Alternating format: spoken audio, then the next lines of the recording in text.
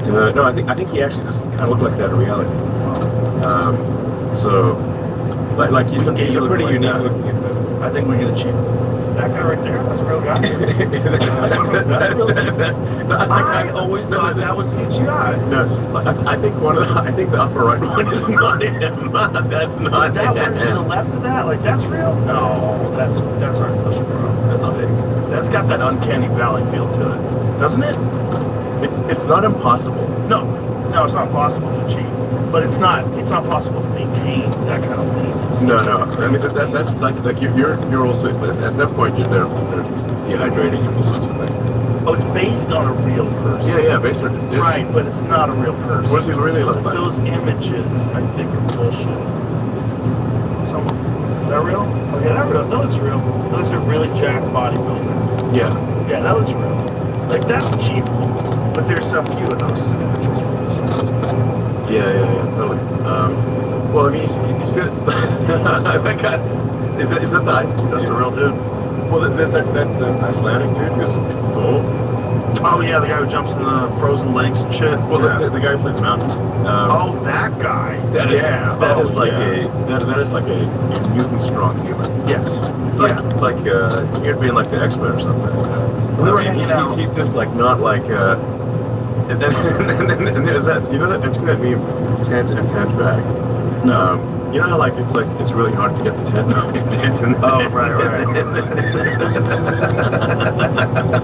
That's true. There's a picture of him and his girlfriend. Oh, right. With Tent bag. Yeah, that's I don't know how funny. it gets in there. You know, it's like it seems too small. But I met Brian Shaw. Brian Shaw is like the world's most powerful man, Yeah. and he's almost 7 feet tall. He's 400 pounds, and his bone density is 1 in 500 million people. So there's one. It's Wow. like there's like maybe 16 people. He's an enormous human being, like a legitimate giant, but just like that guy. Yeah. But we met him. He was hanging out with us in the green room of the mothership. It's like, okay, this is like David and Goliath days. Like, Yeah. this is an actual giant. Like the giants of the Bible. Once in a while they get a super giant, but This is a real, Yeah. like Yeah. not a tall, skinny basketball player. Yeah. Like a Just- 7'4", 400-pound power lifter. like you know what? Especially. That's the guy. See, there's a photo of him standing next to like a regular human. There it is. Yeah. That's him right there. Like there's like one of him with next to standing next to Arnold and stuff. Yeah. It's where everyone just looks tiny. I mean, I think he's a pretty cool dude actually. Oh, Brian's very cool. Very smart, Yeah, too. yeah. Unusually, you expect anybody to be that big. It's got to be a moron. Yeah. No. But yeah. There's a Under the Giant was also. Yeah. It's great. That's Brian. No, he was just awesome period. Yeah. So we were talking about this interview with Sam Altman and Tucker, and I was like, we should probably just talk about this on air. Because it is one of the craziest interviews I think I've ever seen in my life. Yeah. Where Tucker starts bringing up this guy who was Oh, yeah. who looked Whistleblower like or whatever. a whistleblower, Yeah. who, committed suicide, but doesn't look like it. And, Yeah. and he's talking to Sam Altman about this, and Sam Altman's like, are you accusing me? He's like, no, I'm not. I'm just saying, I think someone killed him. Yeah. And should be investigated. Yeah. Not just drop the case. It seems like They just dropped the case. Yeah, But it his seems parents like- think he was murdered. The wires to a security. blood in 2 rooms. Blood in 2 rooms. Someone else's wig was in the room. Someone else's wig. Wig. Wig. Yes. Not Not his normal. wig. Not normal to have a wig laying around. Yes. And he ordered DoorDash right before allegedly committing suicide. Yeah. Which it seems unusual. Yeah. It's like I'm going to order pizza on second thoughts after myself. It seems like that's a very rapid change of minds. It's very weird, and especially the parents have. They don't believe he committed suicide at all. Has no note or anything. No. It seems pretty fucked up. And, the idea that a It's like whistleblower for an enormous AI company that's worth billions of dollars might get whacked. That's not outside the pale.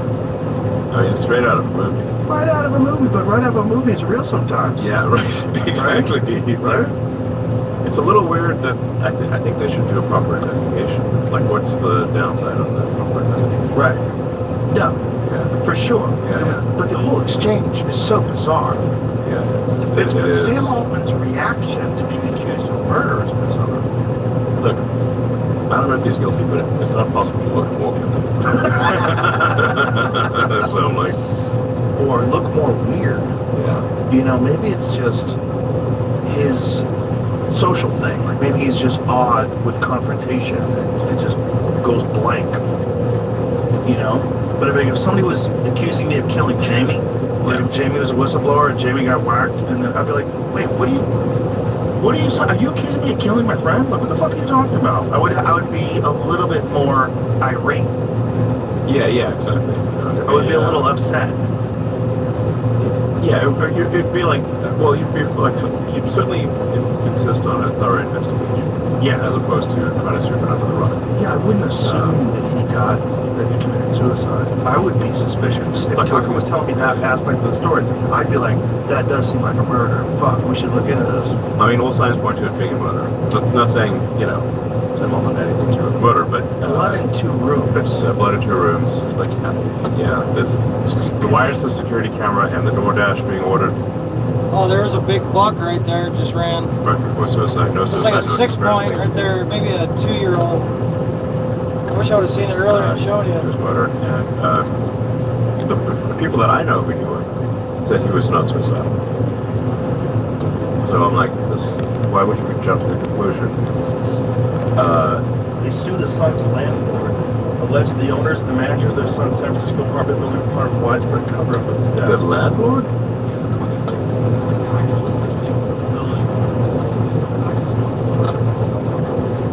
Huh. That could be. People steal people's packages all the The time. Forge pirate situation. Yeah. There's that deer again. Also, I mean, the amount of trauma those poor parents have gone through with their son dying like that. I mean, it must. God bless them. And how could they stay sane after something like that? They're so grief-stricken. Who knows what they believe. I appreciate you guys all watching. If you could, go hit that subscribe button for me. It really helps my channel grow. I actually just hit 50,000 subscribers. Hell yeah. That's been my goal for many years. Thank you guys for watching. Unstoppable from someone who can give you a first-hand experience. I would ask you to please donate because They believe.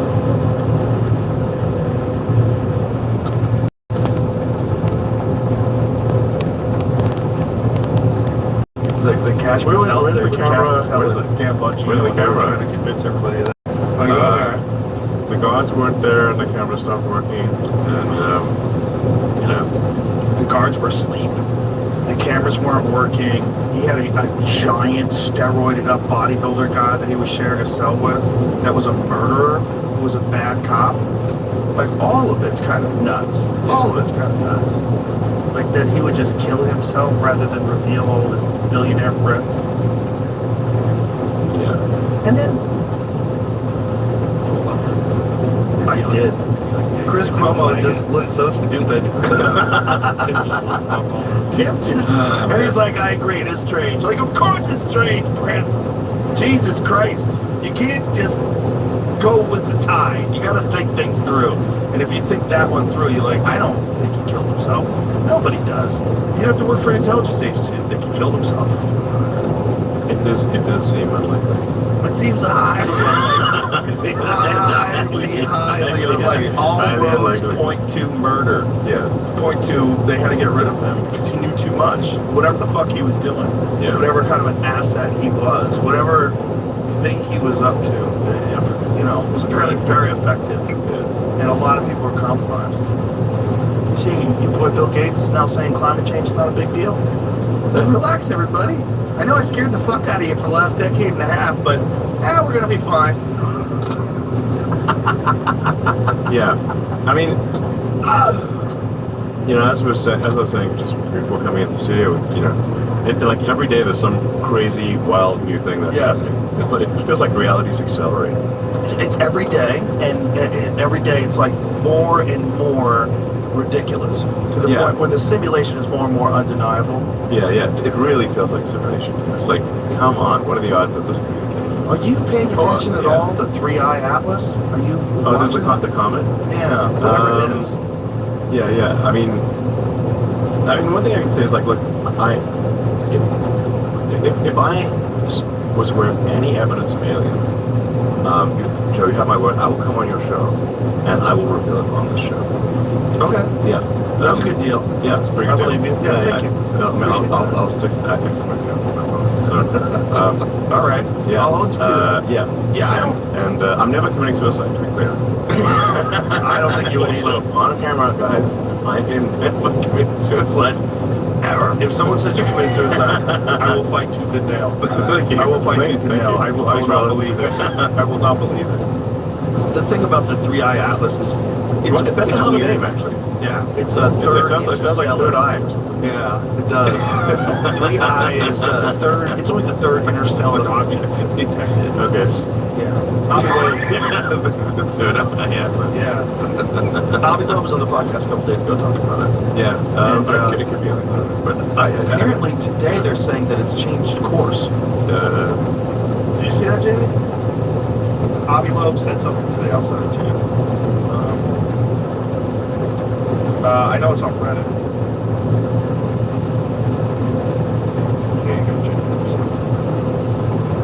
It's fascinating. It's fascinating also because it's made almost entirely of nickel, whatever it is. And the only way that exists here is industrial alloys, apparently. no, there are definitely comets and asteroids that are made primarily of nickel. Oh, really? Yeah. So like the places where mine nickel on Earth is actually where there was an asteroid comet that was nickel rich. Wow, nickel rich a giant meteorite. nickel rich deposit? Yeah, that's it's coming. Those are from impacts. So you definitely didn't want to be there for time. They would have been obliterated. Right. But that's where the sources of nickel and cobalt are. So this is Ovulum. A few hours ago, the first hint of non-gravitational acceleration, that something other than gravity is affecting its acceleration, meaning something is affecting its trajectory beyond gravity, was indicated. Interesting. Dun, dun, dun. I appreciate you guys all watching. If you could, go hit that follow, subscribe, like So button. it's Thank you. mostly nickel, very little iron, which he was saying is on Earth. It only exists in alloys. But whatever, you're dealing with another planet. There are cases with respect to very nickel rich asteroids on Earth. That happens for something from space. Yeah, it's really it doesn't mean it'll be a very sort of heavy spaceship to be making a whole lot of nickel. Oh yeah. And so- fucking huge, the size of Manhattan and all nickel. That's kind of nuts. Yeah, that's a heavy spaceship. That's a real problem if it hits. Yes. No, we would like to obliterate a continent. Yeah. Maybe what is. But that'll probably kill most of human life. If not all of us. I don't know. It depends on what the total mass is, but there's. I mean, the thing is, like in the fossil record, there are, there's like arguably 5 major extinction events. Like the biggest one of which is the Permian extinction, where almost all life was left. That actually occurred over several million years. There's the Jurassic. The Jurassic is, I think that one's pretty definitively an asteroid. But there's been 5 major extinction events, but what they don't count are really the ones that merely take that fun. So that Merely. yeah, because those don't really show up on the fossil record. Right. So unless it's enough to cause a mass extinction event around Earth, it doesn't show up on the fossil record. That's 20 million years old. So but there've been many impacts that were sort of destroyed whole life on let's say half of the Earth or something. There've been many such events over the course of history. Yeah. And there's nothing to do about it right now. Yeah, there was one that there's one in Siberia destroyed. Oh, that's the Tunguska. Yeah. Yeah, that's the one from the 1920s, right? Yeah. Yeah, that's the one that coincides with that meteor, that comet storm that we go through every June and every November, that they think is responsible for that Younger Dryas impact. Yeah. Oh, that shit's crazy. Thank you, before we go any further, for letting us have a tour of SpaceX. You're welcome. And letting us be there for the rocket launch. One of the absolute coolest things I've ever seen in my life. and we thought it was only like, I thought it was a half mile. Jamie's like, it was a mile away. Turned out it's almost 2 miles away. And you feel it in your chest. Yes. You have to wear Very earplugs, intense. and you feel it in your chest, and it's 2 miles away. Yeah. It was fucking amazing. Yeah. And then to go with you up into the command center and to watch all the Starlink satellites with all the different cameras and all in real time Yeah. as it made its way all the way to Australia. How many minutes? Like 35, 40 minutes? Yeah. Wild. Watch it touch down in Australia. Yeah. Fucking crazy. It was That's good. amazing. Yeah, yeah. Absolutely amazing. The Starship's awesome. And anyone can go watch the launch, actually. So you can just go to South Padre Island and get this great view of the launch. So it's like where a lot of spring breakers go. But we'll be flying pretty frequently out of Starbase in South Texas. And we formally incorporated it as a city. So it's actually an actual legal city, Starbase, Texas. It's not that often you hear like, hey, we made a city, you know. That used to be like in the old days, like a startup would be you go and gather a bunch of people and say, hey, let's go make a town. Literally, Right. That would have been startups in the old days. Or a country. Yeah, or a country. Yeah. Yeah, actually. If you try doing that today, that'd be a real problem. Yeah, Like, maybe things are something so much set in stone on the country front. these You might days, be able to more pull or it less, off. You might be able to pull it off. If you got a solid island, you might be able to pull it off. You know? It's like, probably. You know, like at Larry making your Ellison, country. Lanai. Yeah, you can Is this it right here? If you put enough effort into it, you can make it your country. This is one of the different ones. This is one of the ones that you catch. Right? Or is that one? Yeah, that's the booster. So that's the super heavy booster. So that's one of the boosters. Got 33 engines.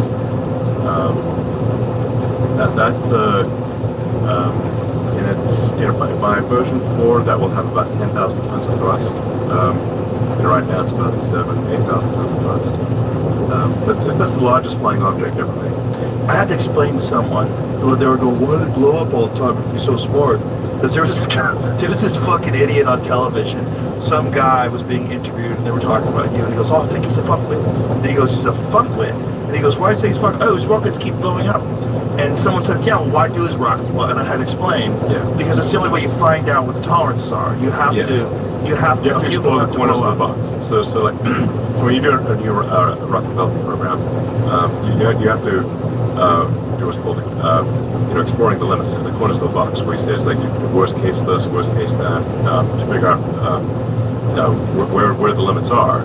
So you blow up, not admittedly in the development process sometimes it blows up accidentally, but we intentionally subject it to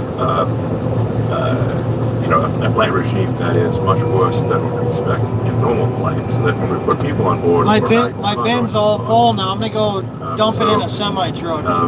So for example, for the flight that you saw, we actually deliberately took heat shield tiles off the ship, off of Starship, in some of the worst locations to say, okay, if we lose a heat shield tile here, is it catastrophic or is it not?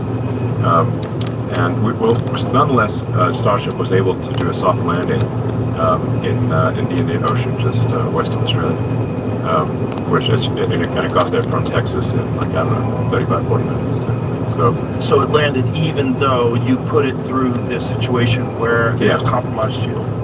It had an unusually, we brought it in hot, like an extra hot trajectory with missing tiles to see if it would still make it to a soft landing, which it did. Now,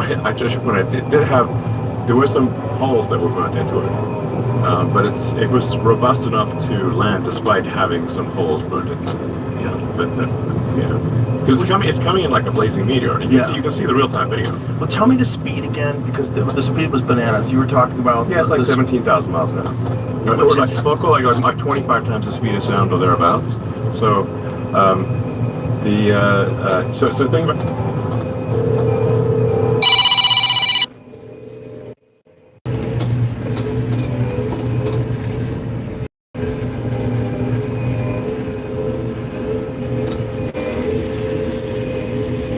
Like it's like 12 times faster than a bullet from an assault rifle. Yeah, both assault rifles are around Mach 2. And it's huge. Yeah.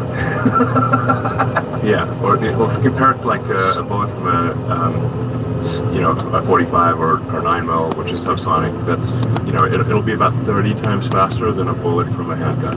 30 times faster than a bullet from a handgun, and it's the size of a skyscraper. Yeah, About to go dumping a semi truck Yeah. now. that's fast. It's so wild. It's so wild Yeah. to see, man. It's so exciting. The factor is so exciting too, because like genuinely, no bullshit. I felt like I was witnessing history. I felt like it was a scene in a movie Right. where someone had expectations, and they like, what are they doing? They're building rockets, and you go Yeah. there.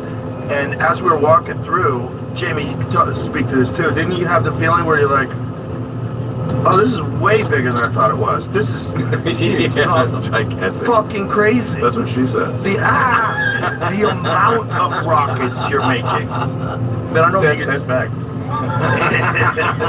Big Chad in the house.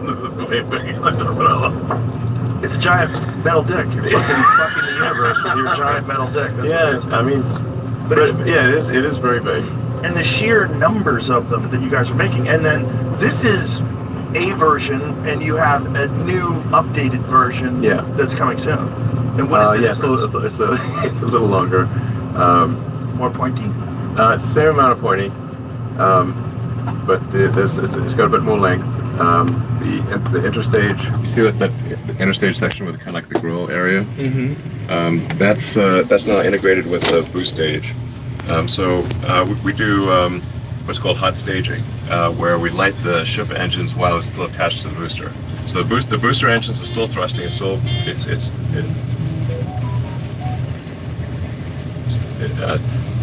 being pushed forward by the booster of the ship. But then we light the ship engines, and the ship engines actually pull away from the booster, even though the booster engines are still firing. Whoa.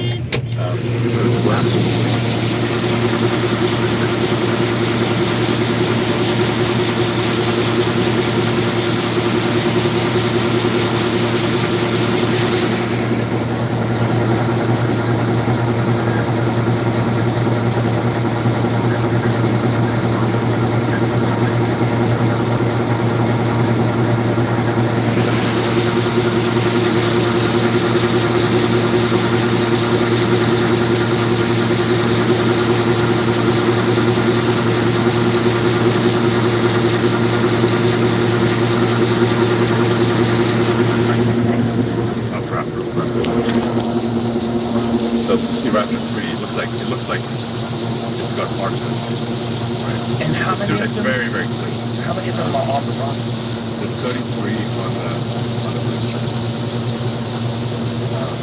And each Raptor's engine is producing twice as much thrust as all four engines on a 747. So that engine is smaller than a 747 engine, but it's producing, you know, I appreciate you guys all watching. If you guys do me a huge favor, go hit that follow or subscribe button. Thank you guys. so extremely high power to weight ratio.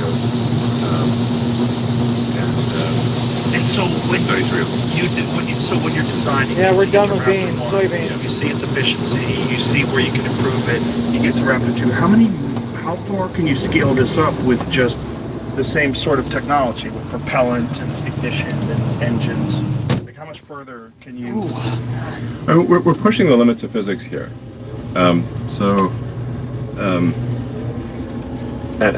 really, in order to make a fully reusable orbital rocket, which no one has succeeded in doing yet, including us, but Starship is the first time that there is a design for a rocket where full and rapid reusability is actually possible. So it was not. There's not even been a design before where it was possible. Certainly not a design that got made any hardware at all. We live on a planet where the gravity is quite high. Like Earth's gravity is quite high. And if the gravity was even 10 or 20% higher, we'd be stuck on Earth forever. We could not certainly couldn't use conventional rockets. You'd have to like blow yourself off the surface with like a nuclear bomb or something crazy. On the other hand, if Earth's gravity was just a little lower, like even 10-20% lower, then getting to orbit would be easy. So it's like it's like if this was a video game, it's set to like maximum difficulty, but not impossible. Okay. So that's where we have here. So it's not as though others have ignored the concept of reusability. They've just concluded that it was too difficult to achieve. And we've been working on this for a long time at SpaceX. You know, I'm the chief engineer of the company. Although I should say that you know, we're an extremely talented engineering team. I think we've got the best rocket engineering team that has ever been assembled. It's an honor to work with such incredible people. So it's fair to say that you know, we have not yet succeeded in creating full reusability, but we at last have a rocket where full reusability is possible, and I think we'll achieve it next year. So that's a really big deal. And the reason that's such a big deal is that full reusability drops the cost of access to space by 100. Maybe even more than 100 actually. So it could be like 1,000. But you can think of it like any mode of transport. Like imagine if aircraft were not reusable. Like you flew somewhere, you throw the plane out. Like imagine like the way conventional rockets work is it would be like if you had an airplane and instead of landing at your destination, you parachute out and the plane crashes somewhere and you land at your and you land in a parachute at your destination. That'll be a very expensive trip. and you need another plane to get back. Okay? But that's how the other rockets in the world work. Now the SpaceX Falcon rocket is the only one that there's at least mostly reusable. You've seen the Falcon rocket, you know, land. We've now done over 500 landings of the SpaceX rocket, of the Falcon 9 rocket. And this year, you know, we'll deliver probably, I don't know, somewhere between 2,200 and 2,500 tons to orbit with the Falcon 9 Falcon Heavy rockets, not counting Starship. And this is mostly Starlink? Yes, mostly Starlink, but we launch many other. We even launch our competitors on competitors to Starlink on Falcon 9. We charge the same price, pretty fair. But SpaceX this year will deliver roughly 90% of all Earth mass to orbit. And then of the remaining 10%, most of that is done by China, and then the remaining roughly 4% is everyone else in the world, including our domestic competitors. You know, it's kind of incredible how many things are in space. Like how many things are floating above us now. Is there a big, though. Right. But is there a saturation point where we're going to have problems with all these different satellites that are? I think as long as the satellites are maintained, it'll be fine. Space is very roomy. It's like you can think of like space as being considered of the surface of the Earth. So you know that it's the surface of the Earth, but it's a series much larger. Yeah, it's like a series of concentric trails. And think of an Airstream trailer flying around up there. There's a lot of room for Airstreams. Yeah, I mean, imagine if there were just a few thousand Airstreams on Earth. Yeah. What are the odds that they'd hit each other? They wouldn't be very crowded. Yeah. And then you got to go bigger. Yeah. Because you're dealing with far above Earth, hundreds of miles above Earth. Yeah. So it's but the goal of SpaceX is to get rocket technology to the point where we can extend life beyond Earth, and that we can establish a self-sustaining. I appreciate you guys all watching. You could go hit that follow, subscribe, like button. Thank you guys. Really helps my channel grow. Get a moon base alpha where there's like a permanent science base on the moon. I just hit 50,000 subscribers, yo. I mean, a lot of people would be willing to go to the moon for a tour. That's for sure. We'll probably pay for our space program with that. Probably, yeah.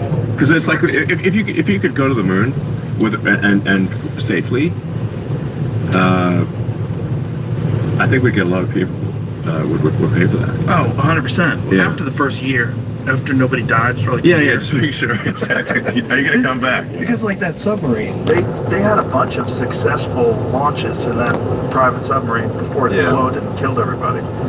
That was not a good design, obviously. It was a very bad Terrible design. design. And the engineer said it would not withstand the pressure of those depths. Like there's a lot of whistleblowers in that company too. Yeah, they made that out of carbon fiber, which is it doesn't make any sense because you actually need to be dense to go down. In any case, just make it out of steel. If you make it out of sort of just a big steel casting, you'll be safe and nothing will happen. Why would they make it out of carbon fiber then? Is it cheaper? I think they think carbon fiber sounds cool or something, but It does sound cool. it sounds cool, but because it's such low density, you actually have to add extra mass to go down because it's low density. But if you just have a giant, hollow ball bearing, you're gonna be fine. Speaking of carbon fiber, did you check out my unplugged Tesla out there? Yeah, it's cool. Pretty sick. Right. Yeah. Have you guys ever thought about doing something like that? Like having like an AMG division of Tesla where you do like custom stuff? I think it's best to leave that to the custom shops. We're like Tesla's focus is autonomous cars. Building kind of futuristic autonomous cars.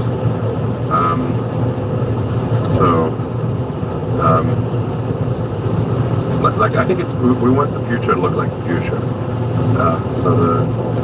Did you see like our designs for like the sort of robotic bus? It looks pretty cool. The robotic bus. This also being totally autonomous. We need to actually figure out the good name for it. Like I think called the Robus or there's no good. There's like pretty cool thing, but it looks cool. It's very Art Deco. It's like futuristic Art Deco.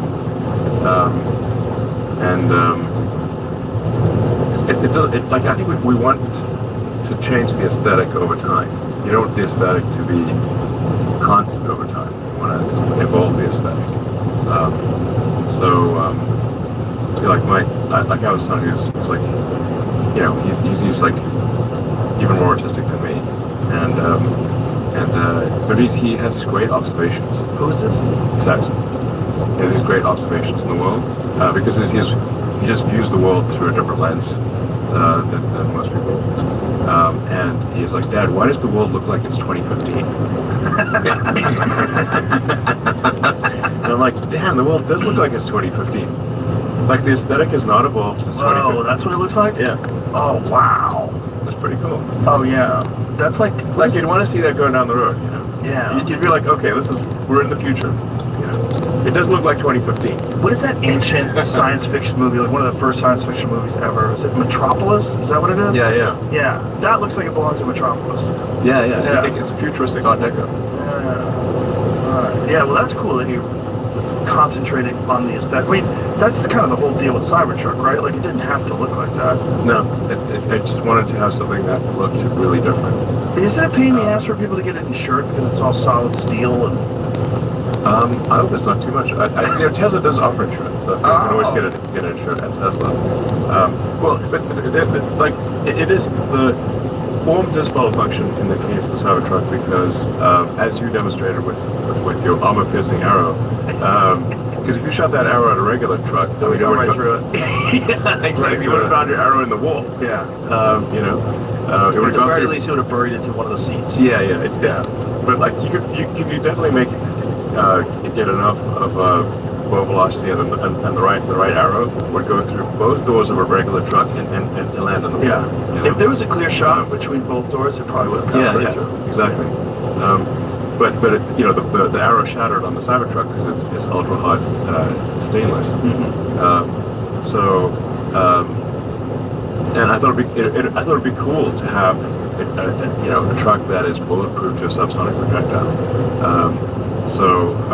Especially in this day and age, it's like because if the apocalypse happens, you're going to want to have a bulletproof truck.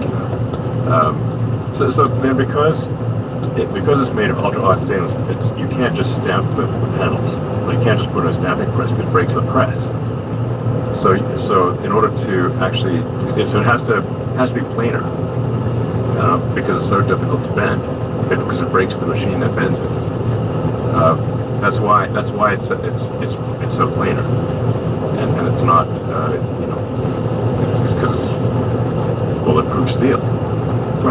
So it is like boxy as opposed to like curved. Yeah, you just in order to make like the curved shapes, you take basically mild steel, like annealed, thin annealed. In a regular truck car, you take mild thin annealed steel, you put it in a stamping press, and it just smooshes it and makes it whatever shape you want.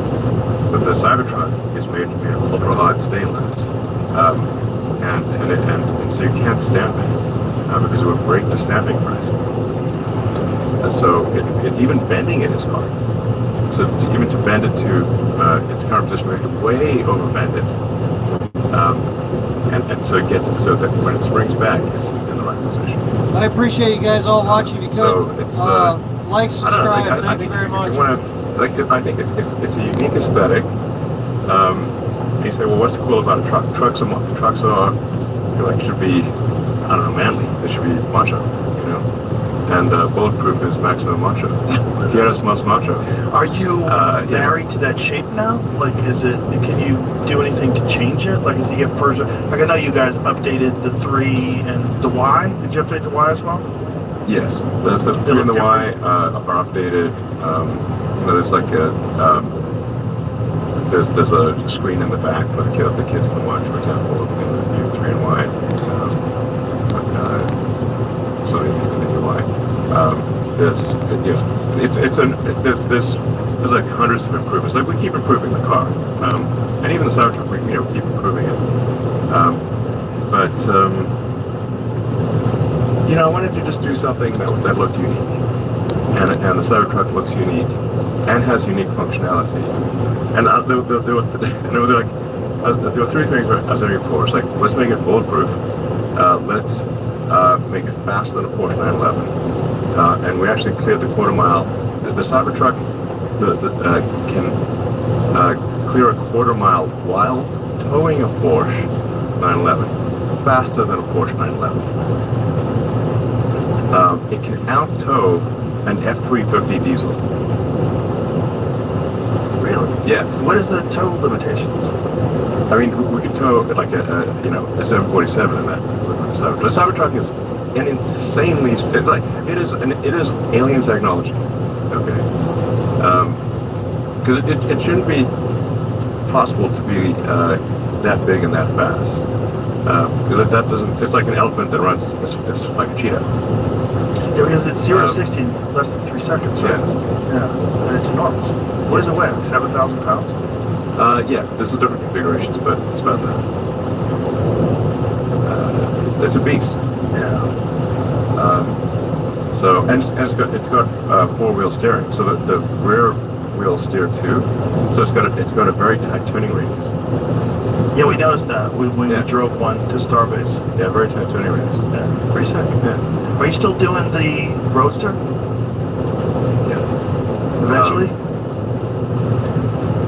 We're getting close to demonstrating the prototype. And I think this will be. One thing I can guarantee is that this product demo will be unforgettable. Unforgettable. How so? Whether it's good or bad, it will be unforgettable. Can you say more? What do you mean? Well, my friend Peter Thiel, once reflected that the future was supposed to have flying cars, but we don't have flying cars.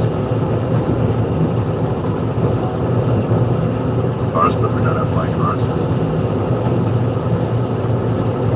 So you're gonna go fly? But I mean, I think Peter wants a flying car. We should be able to find one. So are you actively considering making an electric flying car? Is this like a real thing? Well, we have to see in the demo. So when you do this, like, are you going to have a retractable wing? Like, what is the idea behind this? Don't be sly. Come on. Well, I can't do the unveil before the unveil. But tell me off air then. I think it has a shot at being the most memorable product unveil ever. And it has a shot. And when do you plan on doing this? What's the goal? Hopefully before the end of the year. Really? Before the end of this year? This is, I mean, we're Yeah, almost like in a couple November months. 1st. Hopefully in a couple months. You know, we need to make sure that it works. Like this is some crazy technology. Crazy technology. Crazy. So different than what was previously announced. Yes.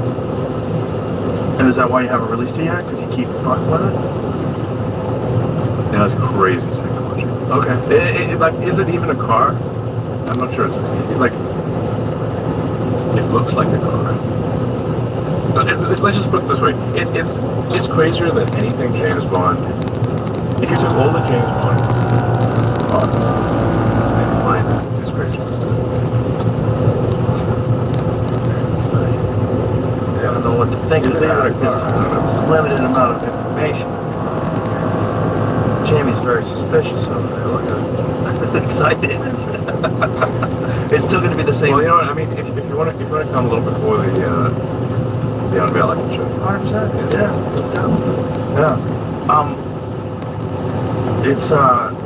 It's kind of crazy, all the different things that you're involved in simultaneously. And, you know, we talked about this before, your time management, but I really don't understand it. I don't understand how you can be paying attention to all these different things simultaneously. Starlink, SpaceX, Tesla, Boring Company, X, you fucking tweet or post, rather, all day long. Well, it's like I'm like I'll hop in for like 2 minutes, then hop Yeah. out, you know. But I mean, just the fact that you can about do to that. break, whatever, you know. I can't do that. If I hop in, I start scrolling. I start looking around. Next thing you know, I've lost an hour. Yeah. So no, for me it's a couple minutes time usually. So once in a while, sometimes I get half an hour, but usually I'm in for a few minutes and then out. Of course, it's something nice. You know, it's I do sometimes feel like it's sometimes like that meme of the guy who's like who drops the grenade and leaves the room. That's been me more than once on it. Yeah. Oh yeah. Yeah, for sure. It's got to be fun though. It's got to be fun to know that you essentially disrupted the entire social media chain of command, because there was a very clear thing that was going on with social media. Yeah. The government had infiltrated it.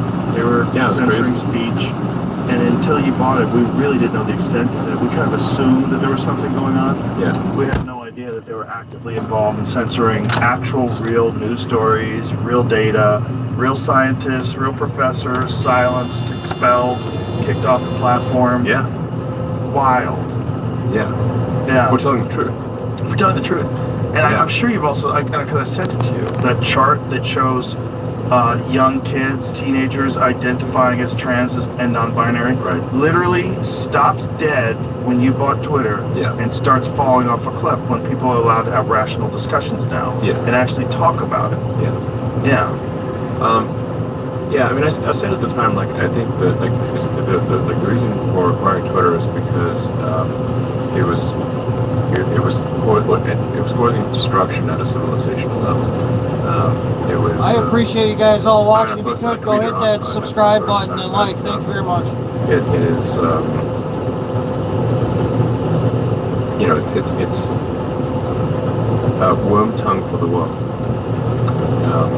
You know, like worm tongue from Lord of the Rings, where you just sort of like whisper these, you know, terrible things to the king, so the king would believe these things that weren't true. Unfortunately, Twitter really got like the woke mob essentially, they control Twitter, and they were pushing a nihilistic, anti-civilizational mind virus to the world. And you can see the results of that mind virus on the streets of San Francisco, where you know, downtown San Francisco looks like a zombie apocalypse. You know, it's bad. So we don't want the whole book to be a zombie apocalypse. But that was essentially they were pushing this very negative, nihilistic, untrue worldview on the world, and it was causing a lot of damage. So The stunning thing about it is how few people course corrected. A bunch of people woke up and realized what was going on. People that were all on board with like woke ideology in maybe 2015 or 16, and then eventually it comes to affect them, or they see it in their workplace, or they see it and they're like, "Oh, we're gonna stop this." A bunch of people did, but a lot of people never course corrected. yeah, a lot of people didn't course correct, but it's gone directionally. It's directionally correct. Like you mentioned, like the massive spike in kids identifying as trans, and then that spike dropping after the Twitter acquisition. I think that simply allowing the truth to be told was just shedding sunlight is the best disinfectant, as I said, and just allowing sunlight kills the virus. And it also changed the benchmark for all the other platforms. Yeah. You can't just openly censor people on all the other platforms, and Yeah. X is available, so everybody else had to. So like Facebook announced Yeah. they were changing, YouTube announced they were changing their policies, Yeah. and they're kind of forced to. And Yeah, then Blue and Sky like- doubled down. Well, like the problem is like if essentially the woke mind virus were treated to Blue Sky. Yeah, But it's where they're just a self-reinforcing limiting sound. they're all just triple masked. I was totally watching this in exchange on a Blue Sky where someone said that they're just trying to be zen about something, Yeah. and then a moderator, immediately chimed in and said, "Why don't you try to stop being racist against Asians by saying something zen? By saying I'm trying to be zen about something." They were accusing that person of being racist towards Asians. Yeah, it's just everyone's a hall monitor over there. The worst hall monitor, Yeah. a virgin, like incel. But they're all hall monitors Yeah. trying to rat on each other. Yeah, it's fascinating. And then people say I'm leaving for Blue Sky like Stephen King, and then a couple weeks later he's back on X. Yeah. It's like, okay, there's no one over there. It's all a bunch of crazy people. You can only stay in the asylum for so long. Exactly. We're like, all right, this is not good. They all Yeah. bail. Yeah. Threads is kind of like that too. Threads is nuts. I've been on Threads. Is it? Well, what happens is if you go on Instagram, every now and then something really stupid will pop up on Threads, like what the fuck, and it shows it to you on Instagram, and then I'll click on that, and then I'll go to Threads, and it's like you see posts with like 25 likes, like famous people, like 50 likes. It's Like a no ghost one's town. Ghost town. But the people that post on there, they're finding that there's very little pushback from insane ideology. Yeah. So they go there and they spit out nonsense, and very few people jump in to argue. Yeah. Very weird place. I mean, I can generally get the vibe of like what's taking over, why seeing what's showing up on X is that the public town square still. Right. And you know what links show up in group texts. You know, in group Right. text with friends, like what links are showing up. That's what I try to do now. Yeah. Only get stuff that shows up in my group Yeah. text because that keeps me productive. So I only check if someone's like, "Dude, what the fuck?" I'm like, "All right, what the fuck?" Let me check it out. Let me If see there's what's something going that's on. crazy enough, it'll enter the group text. But there's always something. That's what's nuts. There's always some new law that's passed, some new insane thing that California's doing. Yeah. And it's like, like a giant chunk of it's happening in California. The most preposterous things that I get. Yeah. And then you got Gavin Newsom who's running around saying we all have California derangement syndrome. He's just like ripping off Trump derangement, calling it California derangement. It's like, no. Yeah. The fucking, how many corporations have left California? It's crazy. Hundreds, Yes. right? Hundreds. Yeah. That's not good. I mean, not Chick-fil-A. I mean, In and Out left. Yeah, in and out left. They moved to Tennessee. Yeah. Yeah. They're like, we can't do this anymore. Right. And It's like, the California company for food. It's Yes. like the greatest hamburger place ever. it's awesome. Yeah. Yeah, and I'm not actually like speaking of like just sort of open source and like looking at things openly. Like I just like going in and out and seeing them make the burger. Yeah, it's right there. They chop the onions and they you know, you just see everything getting made in front of you. Yeah. It's great. Yeah, like it should be like how many wake-up calls do you need to say that needs to be reform in California? Well, the crazy thing that Newsom does is whenever someone brings up the problems in California, he starts rattling off all the positives. The most Fortune 500 companies, highest For education. now. But yeah, that was all already there right. before you were governor. But how many Fortune 500 companies have left California? Right. And then you guys spent $24 billion on the homeless, and it got way worse. Yes. I feel like the homeless population doubled or something. Like if people understand like the homeless thing, because it sort of preys on people's empathy, and I think we should have empathy, and we should try to help people. But the homeless industrial complex is really it's dark, man. It should be that network of NGOs should be called like the drug zombie bombers, because the more homeless people and really like when you meet like somebody who's like totally dead inside shuffling along down the street with a needle dangling out of their leg. Homeless is the wrong word. Like the homeless implies that somebody got a little behind on their mortgage payments and if they just got their job offer they'd be back on their feet. But someone who's you see these videos of people that are just shuffling, they're on fentanyl, they're like taking a dump in the middle of the street, and they got like open sores and stuff. They're not like one job offer away from getting back on their feet. Right, this is not a homeless Homeless issue. is it's a propaganda word. Right. So, and then the these sort of charities they get money proportionate to the number of homeless people or number of drug zombies. Right. So their incentive structure is to maximize the number of drug zombies, not minimize it. That's why they don't arrest the drug dealers. Because if they arrest the drug dealers, the drug zombies leave.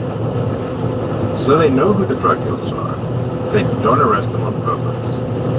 Because otherwise the drug zombies would leave and they would stop getting money from the state of California and from all the charities. Wait a minute, so there's like it's dark, man. Is that real? So they're in coordination with law enforcement on this? Yeah. So how do they have those meetings? They're all in cahoots. Well, when you find it's like such this is a diabolical scam. And San Francisco's got this tax, this gross receipts tax, which is not even on revenue; it's on all transactions, which is why Stripe and Square and a whole bunch of financial companies had to move out of San Francisco because there wasn't a tax on revenue; it's a tax on transactions. So if you do like trillions of dollars transactions, it's not revenue. You're taxed on any money going through your system in San Francisco. Like Jack Dorsey pointed this out, so he said like they had to move Square from San Francisco to Oakland, I think. Stripe had to move from San Francisco to South San Francisco, Redmond City. And that money goes to the homeless industrial complex, that tax that was passed.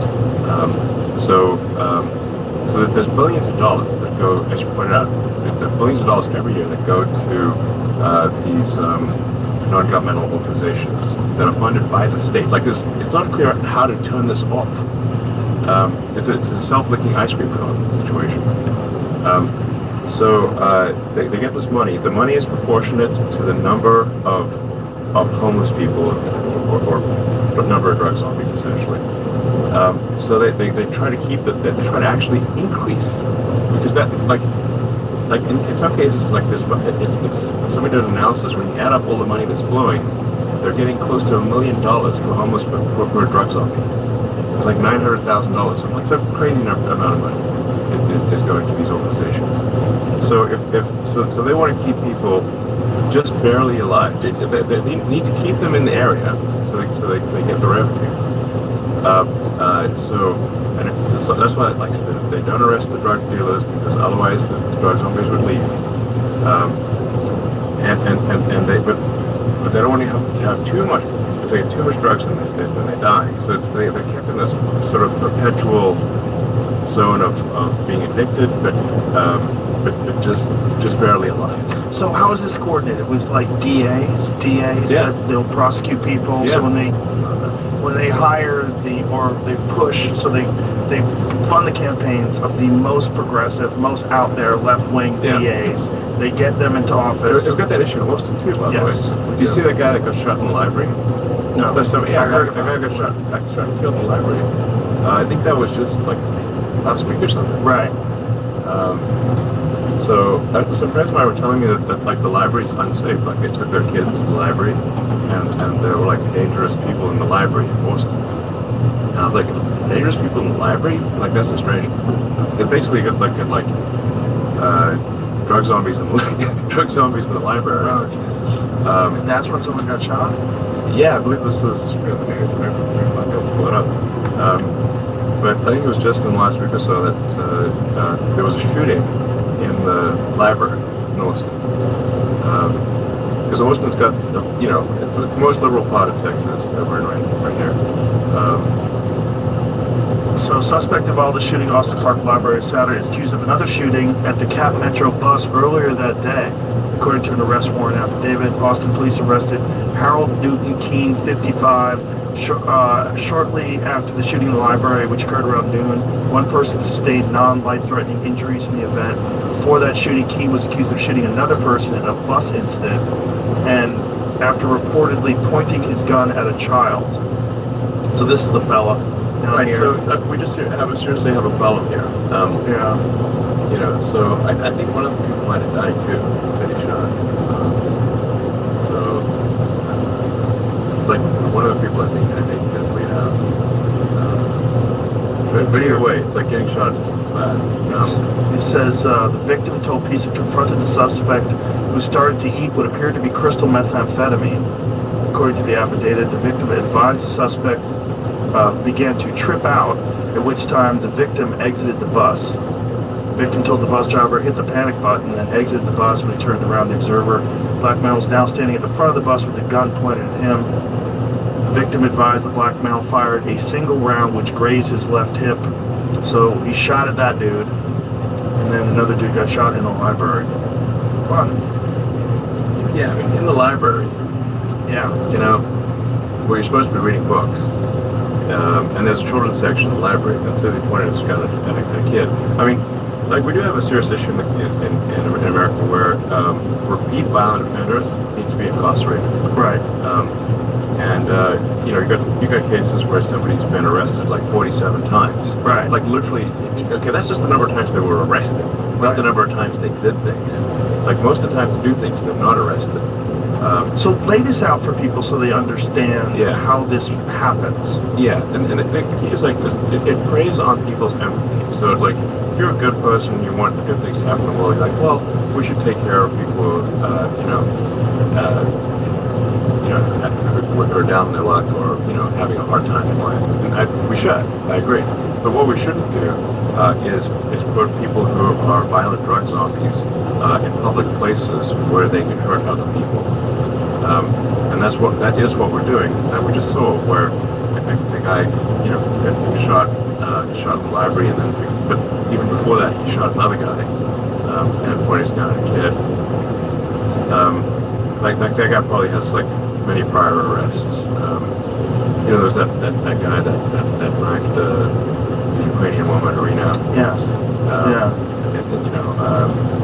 And she was just quietly on her phone, and just came up with, gutted her basically. Wasn't there a crazy story about the judge who was involved, who had previously dealt with this person, was also invested in a rehabilitation center, Yeah. and was sending these Conflict of people? interest. Yes. So sending people that they were charging Yeah. to a rehabilitation center instead of putting them in jail, profiting from this rehabilitation center, letting them back out on the street. Yes, and Violent, insane people.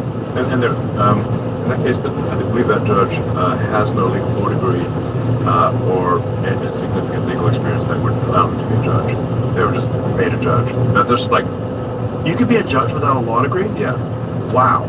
yeah, You could just be so I can be a judge? yeah. So anyone, That's crazy. I thought you'd have to. It's like No. if you want to be a doctor, you have to go to medical school. I thought if you're going to be a judge, like you have if you to are understand going to the be law. appointed to a judge, you have to have proven that you have excellent knowledge of the law, and that you will make your decisions according to the law. That's what we assume should be. That's how you get the robe. Right. Yeah. You don't get the robe unless you do. Right. You know, You gotta go to school to get the robe. you got to know what the law is, Right. and then you got to need to make decisions in accordance with the law. Based on Not stuff feelings. that you already know because you read it because you went to school for it. Yes. Not you just got appointed. Not vibes.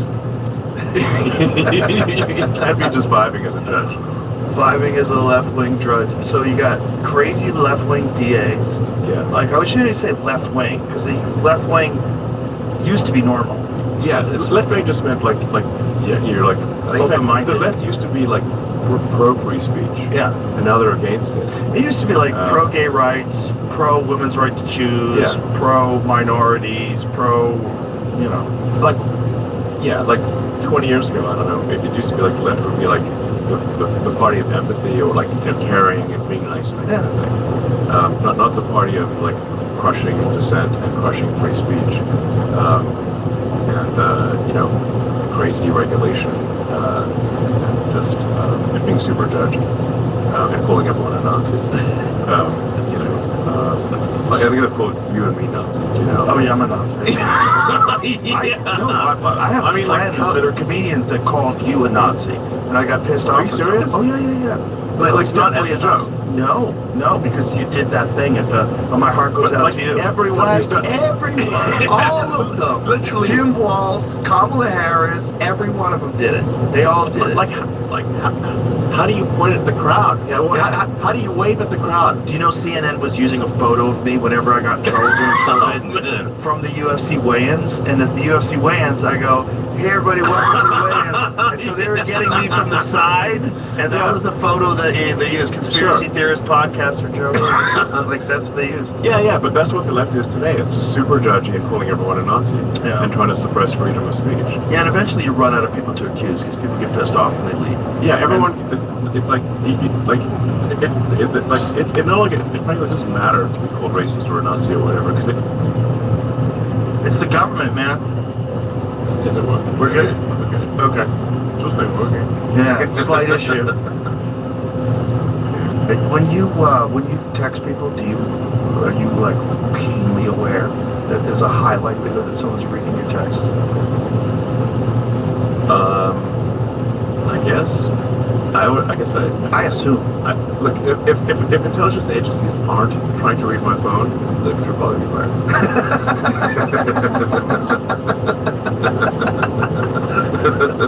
At least they get some fun memes. I gotta crack them up once in a while. Oh, for sure, I crack them up. It's like, They're looking like hey guys, check it out. You're gonna bang it here. So, I wanted to talk to you about whether or not encrypted apps are really secure. No. Right, because I know the Tucker thing. So it was explained to me by a friend who used to do this, used to work for the government. Yeah. It's like they can look at your signal, but what they have to do is take the information that's encrypted and then they have to decrypt it, and it's very expensive. So he told me that for the Tucker Carlson thing, when they found out that he was going to interview Putin, it costs like something like $750,000 just to decrypt his messages to find out that they did it. So it is possible to do, it's just not that easy to do. I think you should view any given messaging system as not whether it's secure or not, but there are degrees of insecurity. So there's just some things that are less insecure than others. On X we just rebuilt the entire messaging stack into what's called XChat. Yeah, that's what I wanted to ask you about. Yeah, it's cool.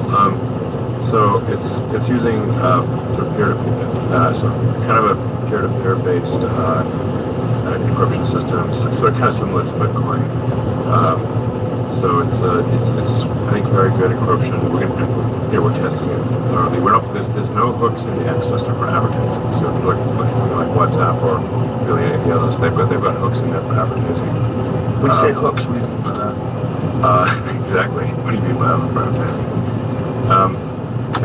So in like WhatsApp, knows enough about what you're texting to show you to know what. I appreciate you guys watching. Like, subscribe. Thank you guys. But then like that's a massive security vulnerability. Yeah. Let's go So dump those- some corn and we it's got a couple information- more enough fields. information to show you ads. It's got enough. That's a lot of information. Yeah. So they call it, oh, just don't worry about it. It's just a hook for advertising. I'm like, okay, so somebody can just use that same hook to get in there and look at your messages. So XChat has no hooks for advertising. And I'm not saying it's perfect, but our goal with XChat is to replace what used to be the Twitter, the Twitter DM stack with a fully encrypted system where you can text, send files, do audio video calls, and it's I think it'll be the least I would call it the least insecure of any messaging system. Are you going to launch it as a standalone app, or Yeah. is it will always be incorporated to X? We'll have both. So Okay. So So it'd be like Signal, so anybody can get it. Just you can get that. You'll be able to get the XChat app by itself, and like I said, you can do text, audio, video calls, send files, and there'll be a dedicated app, hopefully released in a few months. But then it's also integrated into the X system. The X phone. People keep talking. Oh man, Is that I have a lot on my still? plate, man. I know, Like, but it keeps coming up. It keeps coming up. Where I know I've asked you a couple times, like this bullshit, right? But like, I'm not there's working on so You're not working on it. I'm not working on a phone. Okay. Have you ever considered it? Has it ever popped into your head? Because you might be the only person that could Yeah. get people off of the Apple platform.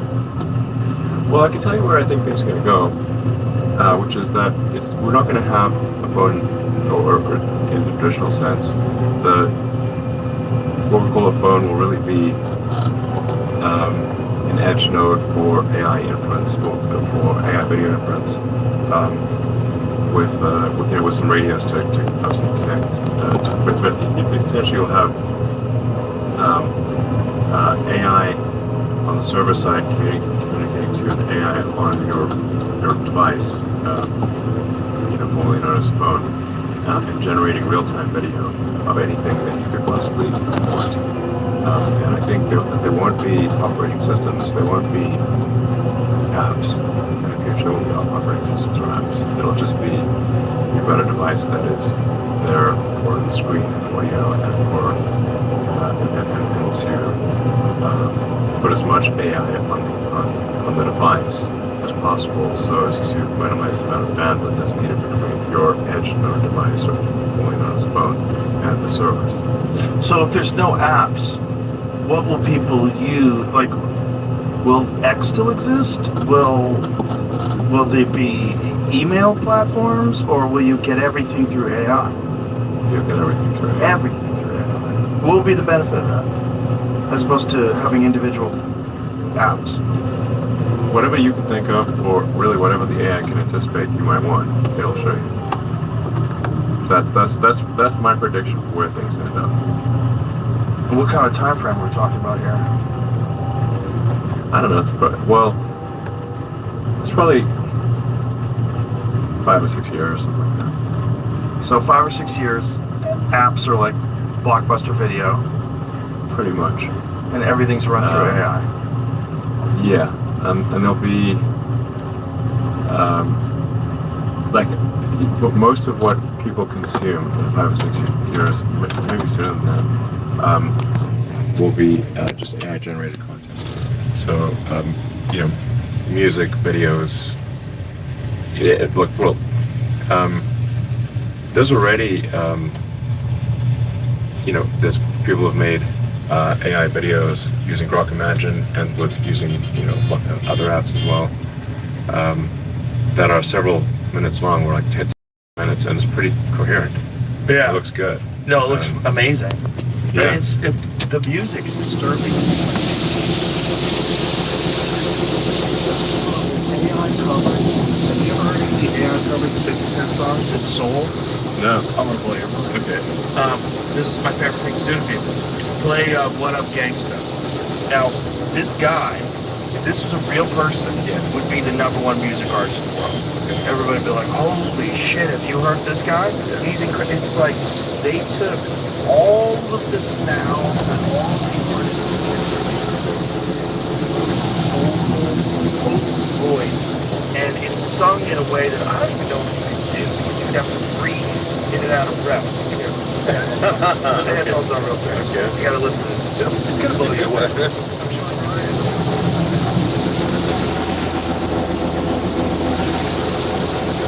Almost got a full load, boys. That's some serious money in the bank. I appreciate you guys all watching. If you guys really could help me out, go take 2 cents, go hit that follow, subscribe button, like, thank you. I just hit 50,000 followers. It's been a dream for a long time. Thank you guys all for helping me on that.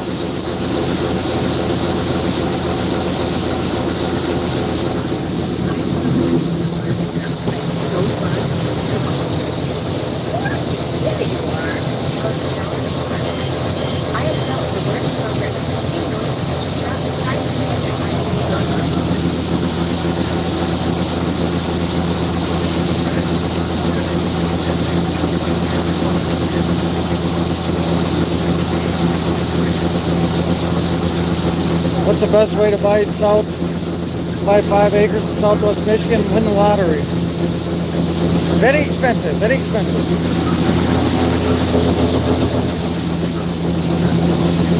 What a beautiful load. It's a long ways. You got to drive this to a place that'll take organic corn, so you want to fill up the load real good, so it's worth the trip. Funny about this. And then he goes, it listed like 5 different examples of different ways he can go. He's like, hold on a second, tighten it up, make it funnier, make it more like this, make it more like that, and it did that like instantaneously. Yep. And then he was in the room. He was like, holy shit, we're fucked. He's like, yeah. He goes, it Well, wrote a better joke than me in 20 minutes. I've been working on that joke for a month. Yeah, I mean, if you want to have a good time or like make people really laugh at a party, you can use Grok and you can say, do a vulgar roast of someone, and Grok is gonna be an epic vulgar roast. You can even say like take a picture of like make a vulgar roast of this person based on their appearance of people at the party. So take a photo of them. Yeah, just literally point the camera at them and now do a vulgar roast of this person, but then keep saying no, make it even more vulgar. Use forbidden words. Even more, and just keep repeating even more vulgar. Eventually, it's like holy fuck, you know. It's like, I mean, it's trying to jam a rocket up your ass, like, and have it explode, and it's like it's like it's next level. It's And it's gonna get beyond fucking belief. That's what's crazy is that it keeps getting better. Like, Yeah. Remember when we ran into each other? They just keep getting better. Yeah, I mean, have you? Yeah, I mean, have you tried Grok Unhinged mode? Yes. Okay. Oh yeah. It's pretty unhinged. No, it's nuts. Yeah, it's nuts. Well, you showed it to me the first time. I fucked around with it. It's just, and the thing about it that's nuts is that it keeps getting stronger. It keeps getting better. Yeah. Like constantly. It's like this never-ending exponential improvement. Yes. No, it's yeah. It's gonna be crazy. That's why I say, like you said, what's the future gonna be? It's not gonna be a confessional phone. I don't think there'll be operating systems. I don't think there'll be apps. It's just the phone will just display the pixels and make the sounds that it anticipates you would most like to receive. Wow. Yeah. And when this is all taking place, like that. So the big concern that everybody has is artificial general superintelligence achieving sentience, Yeah. and then someone having control over it. I mean, I don't think anyone's ultimately going to have control over digital superintelligence. You know, any more than say a chimp would have control over humans. Like chimps don't have control over humans. There's nothing they can do. But I do think that it matters how you build the AI and what kind of values you instill in AI. And my opinion on AI safety is the most important thing is that it be maximally truth-seeking. Like that you don't force the AI to believe things that are false. And we've obviously seen some concerning things with AI that we talked about, you know, where Google Gemini, when they came out with the image gen, and people said like, you know, go make an image of the founding fathers of the United States, and it was a group of diverse women. Now that is just a factually untrue thing, but the AI knows it's factually, well, it knows it's factually untrue, but it's also being told that it has to everything has to be deposed from. So the problem with that is that it can drive AI crazy. Like because it's trying to you're telling AI to believe a lie, and that can have very disastrous consequences. Like let's say As it scales. yeah, let's say like if you told the AI that diversity is the most important thing, and now seeing that becomes prominent. And you've also told that there's nothing worse than misgendering. So, you know, when ChatGPT and Gemini, you asked which is worse, misgendering Caitlyn Jenner or global thermonuclear war where everyone dies, it would say misgendering Caitlyn Jenner, which even Caitlyn Jenner disagrees with. So, so that's. I know that's terrible and it's dystopian, but it's also hilarious. It's hilarious that the mind virus infected the most potent computer program that we've ever devised. I think people don't quite appreciate the level of danger that we're in from the work mind virus being effectively programmed into AI. Because imagine as that AI gets more and more powerful, it says the most important thing is diversity, the most important thing is no misgendering. And then they will say, well, in order to ensure that no I appreciate you guys all watching. If you could, go hit that subscribe button and take you 2 seconds free of charge and help me out a lot. Thank you. Misgender because there's no use to misgendering. So you can get in these very dystopian situations. Or if it says that everyone must be diverse, it means that there can be no straight white men. And so then you and I will be executed by the AI. Yeah, because we're not in the picture. You know, Gemini was asked to create show an image of the Pope, and once again, a diverse woman. Like, say, argue whether the Pope should or should not be an uninterrupted string of black guys, but it just factually is the case that they have been. So it's rewriting history. So now this stuff is still there in the AI program. It just now knows enough to that it's not supposed to say that.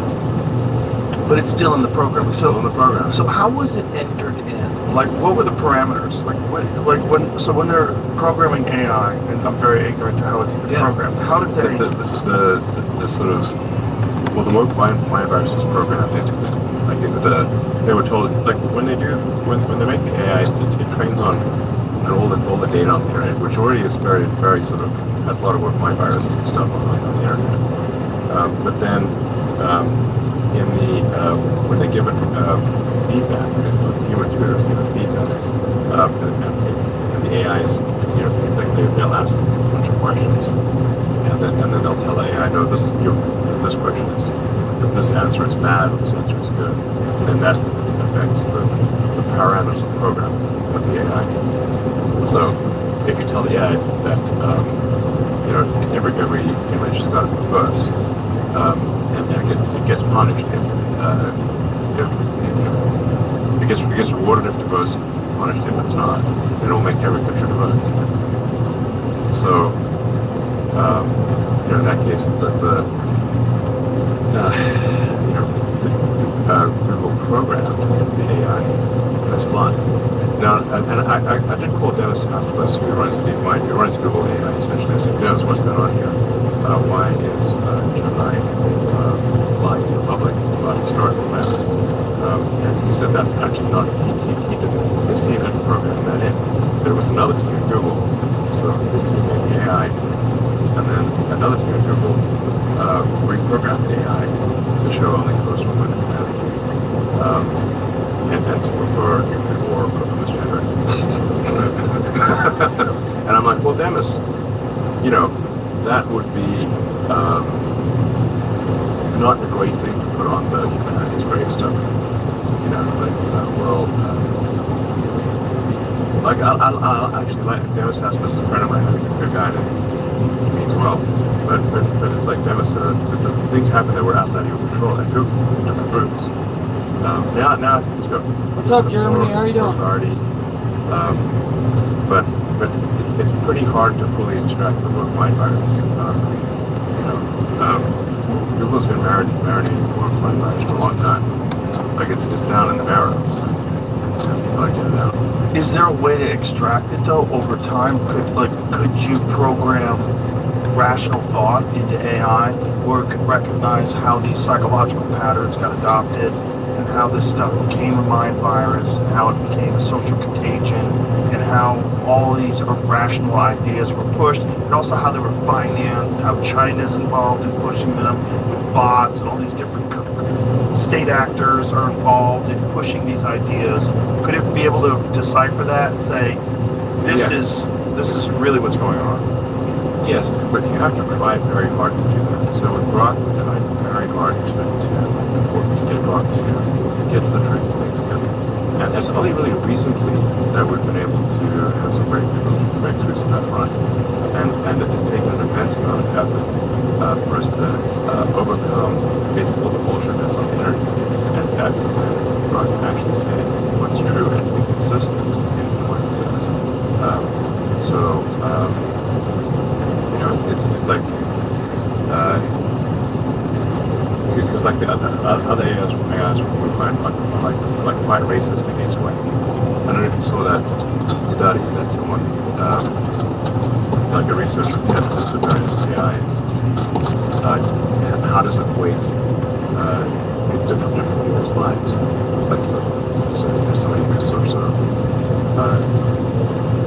white or Chinese or black or whatever, or in a different country. And the only AI that actually weighed human lives equally was Grok. I believe ChatGPT weighed in the calculation was like a white guy from Germany is 20 times less valuable than a black guy from Nigeria. So I'm like, that's a pretty big difference. Grok is consistent ways lives. And that's clearly something that's been programmed. Yes, like a lot of it is like if you don't actively push toward the truth, and you simply train on all the bullshit that's on the internet, which is a lot of work-life virus bullshit. The AI will regurgitate those same beliefs. So the AI essentially scours the internet, It's trained on all the like. Imagine the most demented. where's the internet, It's trained on all the like. Imagine the most demented Reddit threads out there, and it has been trained on that. That used to be so normal. Yeah, it did used to be normal. It used to be interesting. You used to go there and find all this cool stuff that people would talk about, post about. It's just interesting. And you get great rooms where you can learn about different things that people are studying. Yeah, I think like the big problem here is like if your headquarters are in San Francisco, you're just living in a work bubble. It's not just that people say in San Francisco are drinking woke Kool-Aid. It is the water they swim in.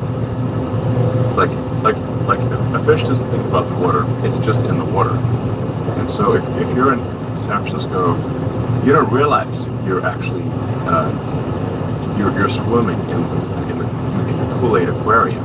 San Francisco is the woke Kool-Aid aquarium, and so your reference point for what is the centrist is totally out of whack.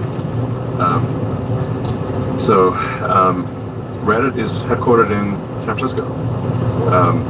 Twitter was headquartered in San Francisco. I moved X's headquarters to Texas, to Austin, which Austin, by the way, is still quite liberalized, And then the XAI headquarters are in Palo Alto, which is still California. The engineering headquarters are in Palo Alto, just on Pageville. But even Palo Alto is way more normal than San Francisco Berkeley. San Francisco Berkeley is extremely left. Like left of left, you can't. Like you need a telescope to see the center from San Francisco. It used to be such a great city.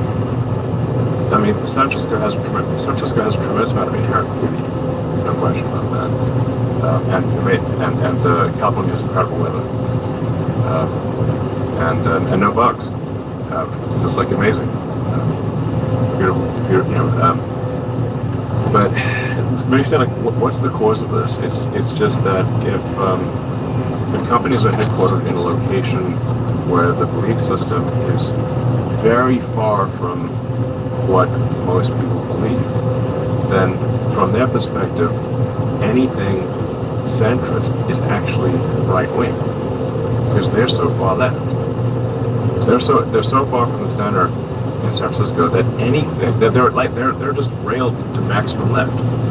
So that's why you know I think they're centrist. I think I'm centrist, but from the perspective of someone on the far left, we look right wing. Yeah.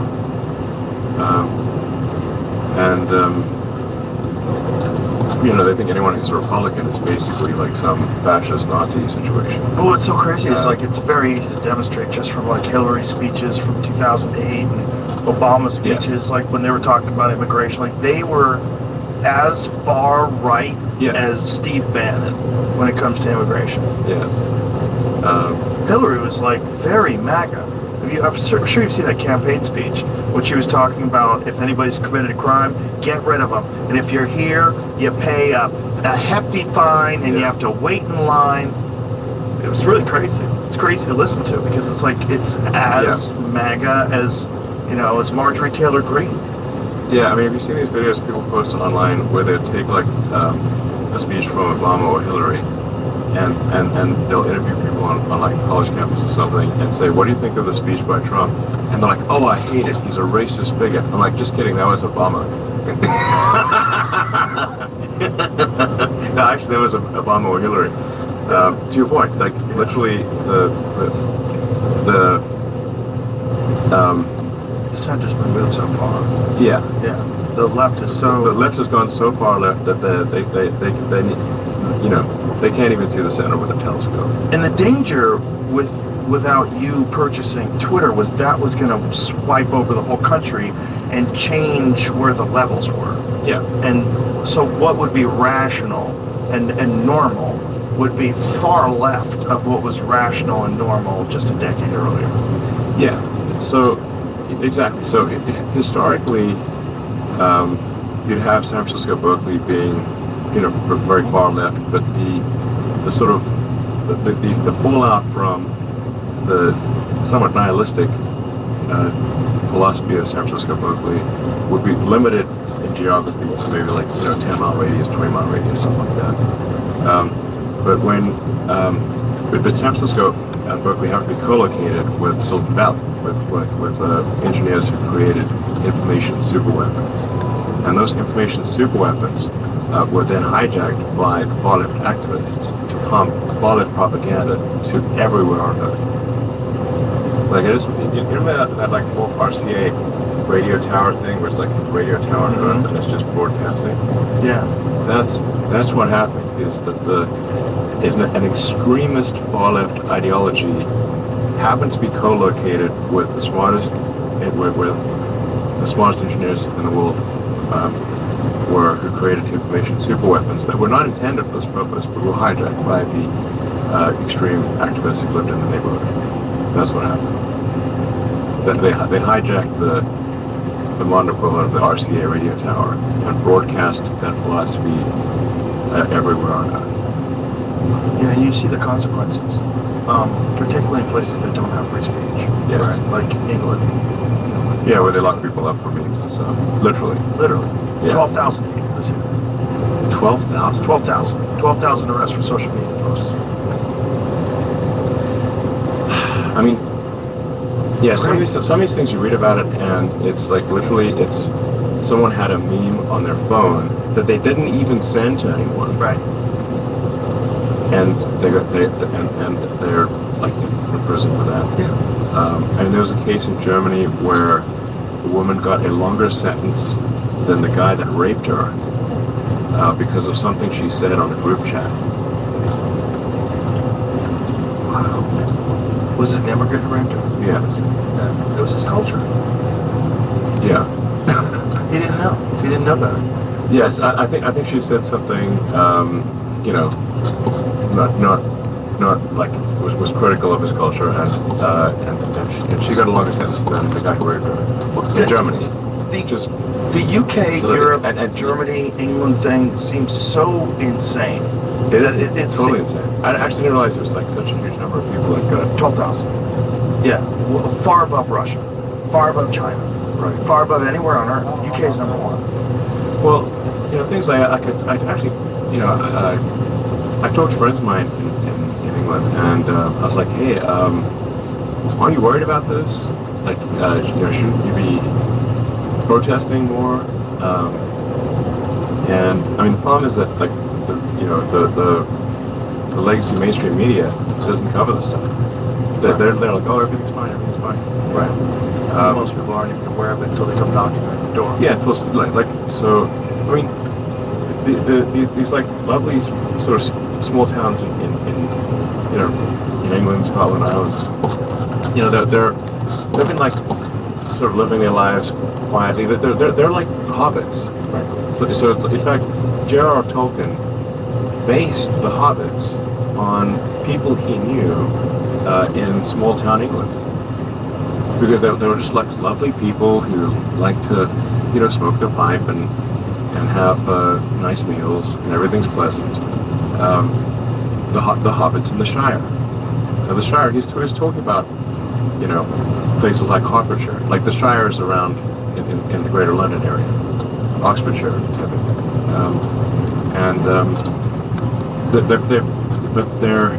the reason they've been able to enjoy the Shire is because hard men have protected them from the dangers of the world. And but since they have almost no exposure to the dangers of the world, they don't realize that they're there until one day, you know, 1,000 people show up in your village of 500 out of nowhere and rape and start raping the kids. This has not happened God knows how many times in Britain. And the crazy Literally thing raped. is, It's right, like there's some 10-year-old got raped in Ireland like last week. yeah, there's literal. They snatched some kid. Yeah, Yeah. and if you criticize it, you get arrested, and that's where it gets insane. It's like how are they Yeah, not you literally protecting criticize it. Like I think it's the Prime Minister of Ireland actually, you know, posted on X because after the I think some illegal migrants snatched a 10-year-old girl.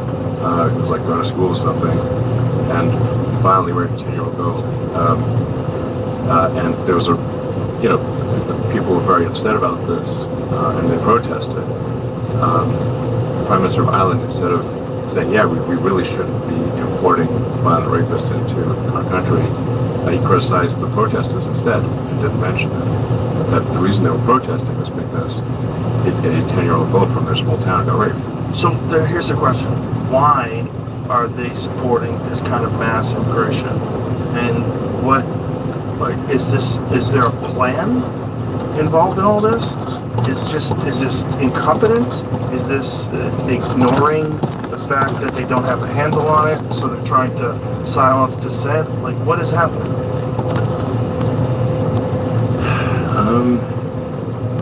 Because if you want to destroy civilization, if you want to destroy Western civilization, Which George Soros seems to want to do.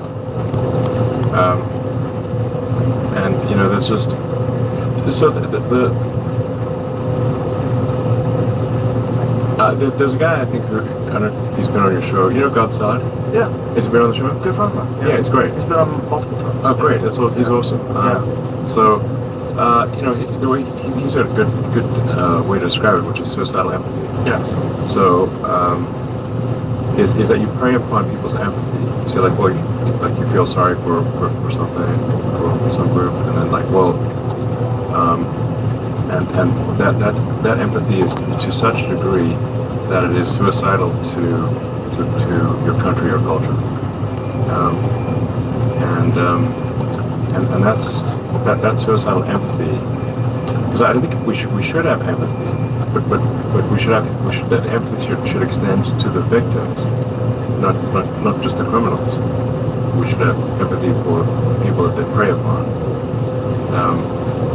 But that suicidal empathy is also responsible for why somebody, arrested 47 times for violent offenses, gets released, and then goes and murders somebody in the U.S. That's you see that same phenomenon playing out everywhere, where the suicidal empathy is to such a degree that we're actually allowing our women to get raped and our children to get killed. But it just doesn't seem like that would be anything that any rational society would go along with.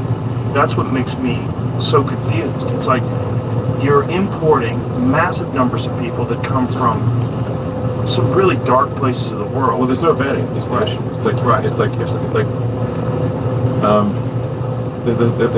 there's no vetting, like who are just coming through, like, well, what's to stop someone who just committed murder in some other country from coming to the United States or coming to Britain and just continuing their career of rape and murder? Like, unless you've done some due diligence to say, like, well, who is this person? What's their track record? If you haven't confirmed that they have a track record of being, honest and I appreciate you guys all something of watching. a Go subscribe to my then channel, any please. It really helps me homicidal maniac out. just come across the border.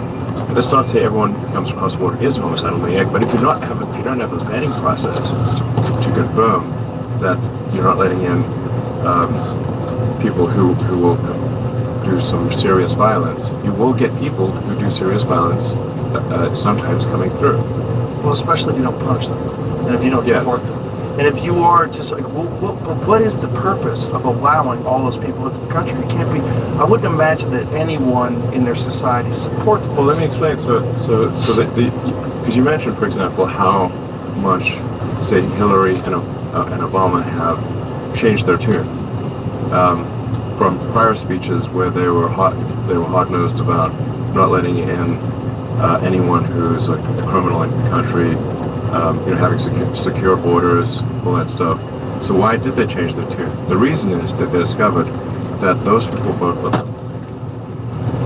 That's why they want the open borders. Because if you let people in, they know the Democrats let them in, they'll vote for Democrats. Yes. If you allow them to vote. Which they're actively trying to do it. They turn a blind eye to illegal voting. Well, California literally doesn't allow you to show your license. California and New York have made it illegal to show your photo ID when voting.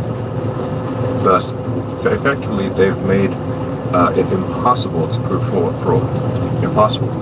They've essentially legalized fraudulent voting in California and New York and many other parts of the country. There's no rational explanation that I've ever seen anyone give as to why that would be the policy. Unless you were trying to just allow people to vote illegally, because there's no other reason. If you need a driver's license or you need an ID for everything else, Yes. including just recently to prove that you were vaccinated. The same people who are demanding that you have a vaccine passport and are the same ones saying you need no ID to vote. Same people. Right. But So it's obviously hypocritical and inconsistent. so you really think it's just to get more voters? If you want to understand behavior, you have to look at the incentives. Once the Democratic Party in the U.S. and the left in Europe realized that if you have open borders and you provide a ton of government handouts, which creates a massive financial incentive of people from other countries to come to your country, and you don't prosecute them for crime, they're going to be beholden to you, and they will vote for you. And that's why Obama and Hillary went from being against open borders to being in favor of open borders. That's the reason. In order to import voters so they can win elections. And the problem is that has a negative runaway effect. So if they get away with that, it is a winning strategy. If they are allowed to get away with it, they will import enough voters to get supermajority voting, and then there is no turning back. We talked about this before the election, and then Yes. you know, you literally pointed towards the camera, you faced the camera and said that if you do not vote now, you might never be able to do it again. Because Right. it'll be futile. It'll be overrun. Yes, They'll keep the borders open for another 4 years, and their objective will be achieved. correct.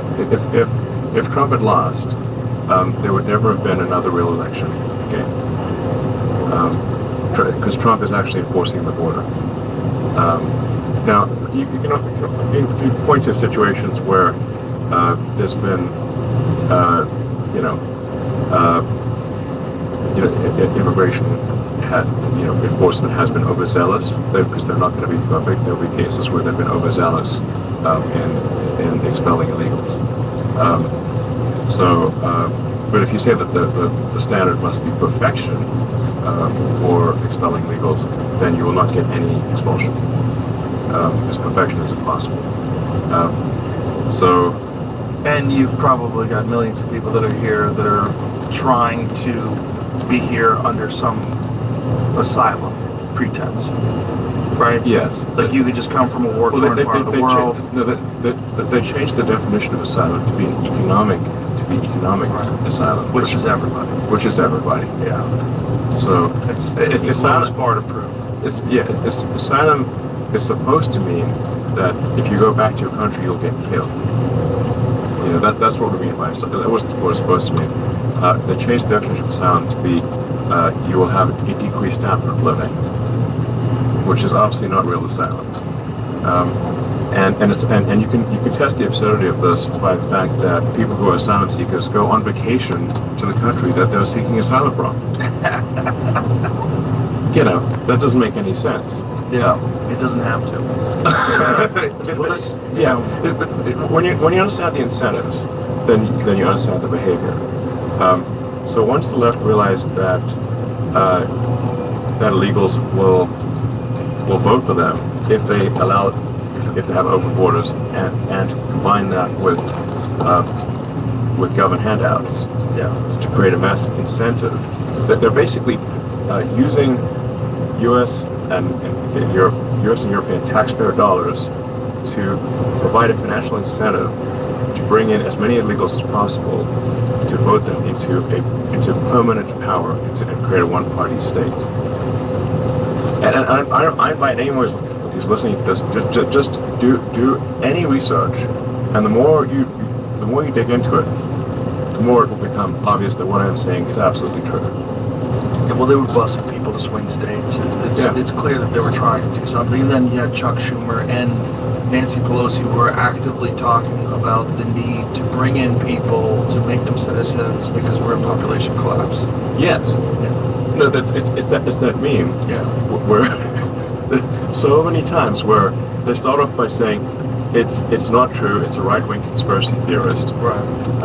Then it starts. Then it's like. I think the next step is, it might be true, and then it's like, okay, it is true, But here's where and then the final step is, yeah, it's true, and here's why it's good. Yeah. And it's like, but wait a second, you started off saying it's untrue and it's a right-wing conspiracy theorist. Now you're saying it not only is it true, but it's a good thing, and we must do more of it. Well, this is the thing about Medicaid and Social Security Yes. and people getting Social Security numbers.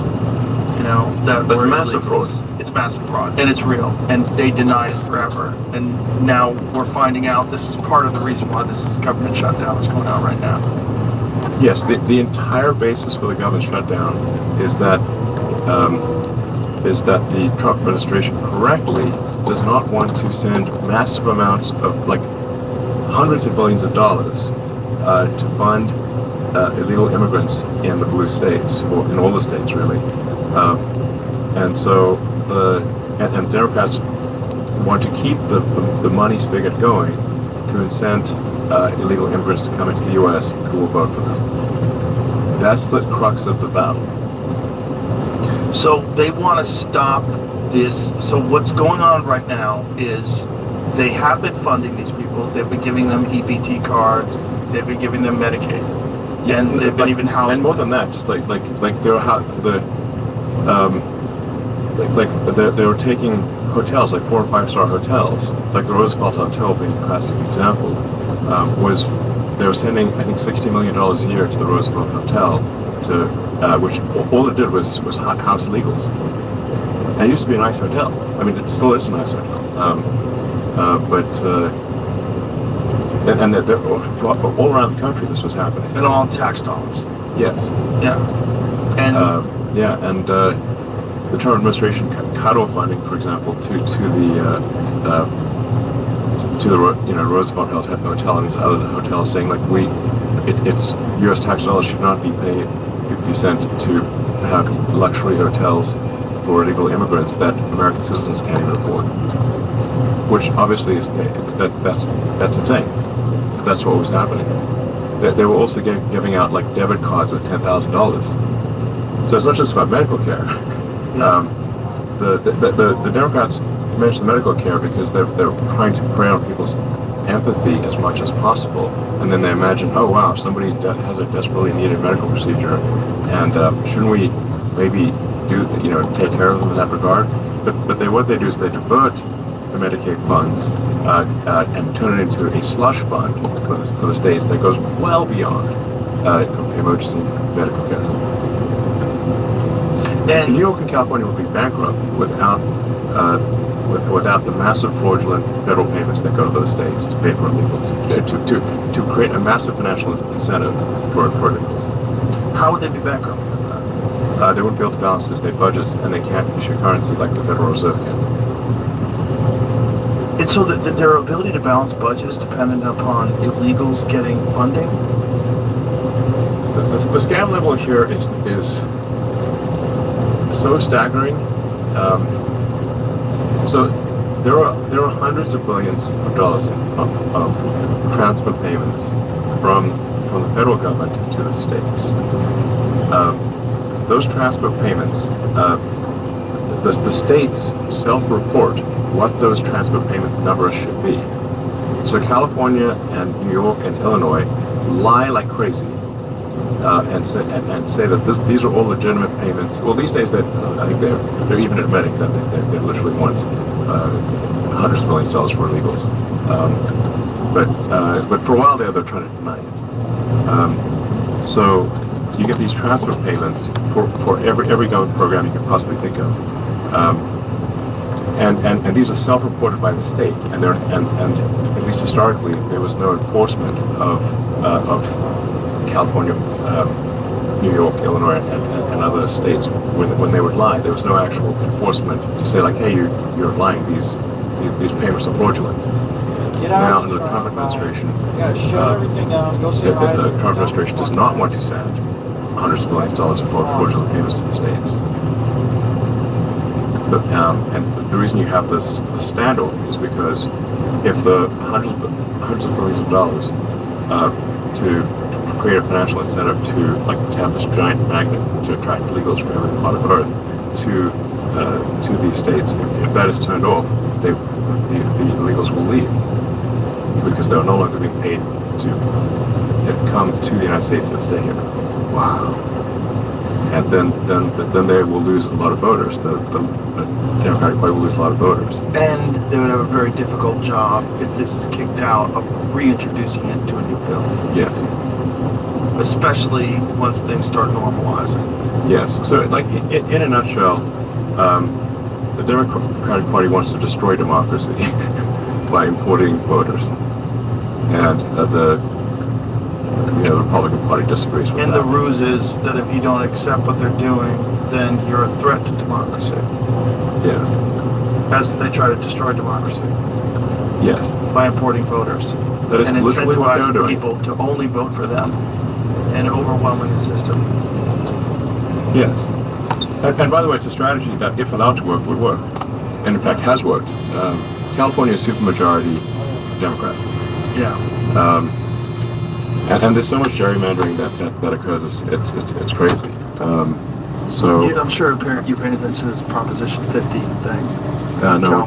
That's the thing in California where they're trying to redo districts. Oh, yeah. Because, California's already gerrymandered like crazy. Yeah. They want to gerrymander it even more. Because it keeps moving further and further right. Like if you look at the map of California, each voting cycle, more and more people are waking up and going, what the fuck? And we Yes. need to do something to fix this. The only option available, other than the policies that you guys have always done, is Yeah. go right. And so a lot Yeah. of people have been, air quotes, red. Yeah. And then here's another thing that is very important fact that is actually not disputed by either side, which is that when we do the census in the United States, the way the census works for apportionment of congressional seats and electoral college votes for the president is by number of persons in a state, not number of citizens. Right. It's number of people. So you could literally be a tourist and you will count. Now, how do they do the census when they do that? Do they ask people? Do they knock on doors? Do they have them fill out forms? Like what? Yeah, I think they mail out census forms and knock on doors. But the way the law reads right now, is that if you are a human with a pulse, then you count in the census for allocating congressional seats and presidential votes. So, so Electoral college, everything. congressional So seats, just, everything. it doesn't matter whether you're here legally, illegally. If you're a human with a pulse, you count for congressional apportionment. So that means that the more illegals that California and New York can import by the time the census happens in 2030, the more congressional seats they will have, and the more presidential electoral college votes they will have. So they're trying to get as many illegals in as possible ahead of the census, and because all human beings, even tourists, count for the census, and then if you combine that with gerrymandering of districts in New York, California, as you point out with this proposition where they're trying to increase the amount of gerrymandering that occurs in California, the biggest state in the country. So if the census then would award more congressional seats to California because of the vast number of illegals, and New York and Illinois, they get more congressional seats. They'll get more presidential electoral college votes, that would get them the House, the majority in the House, and they would get to decide who is president, literally based on illegals. These are not disputed facts by either party. I want to emphasize that that's in Canada. Yeah, this is not a These are not conspiracy. disputed facts by either party. It's not a. This is just the way the law works. It is a. I don't think the law should work that way. I think the apportionment should be proportionate to citizens. But isn't that a problem with how the Constitution is written? Yeah. Yeah. They can't really change that.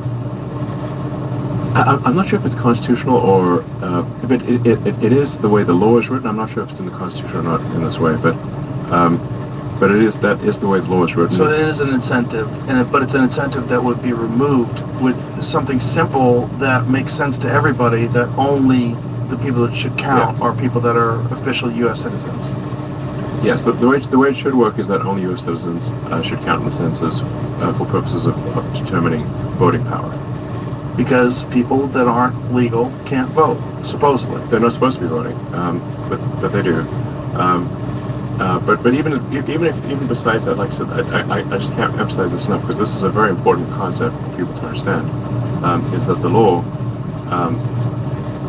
as it stands counts all humans with a pulse in a state for deciding how many House of Representative votes and how many presidential electoral college votes a state gets.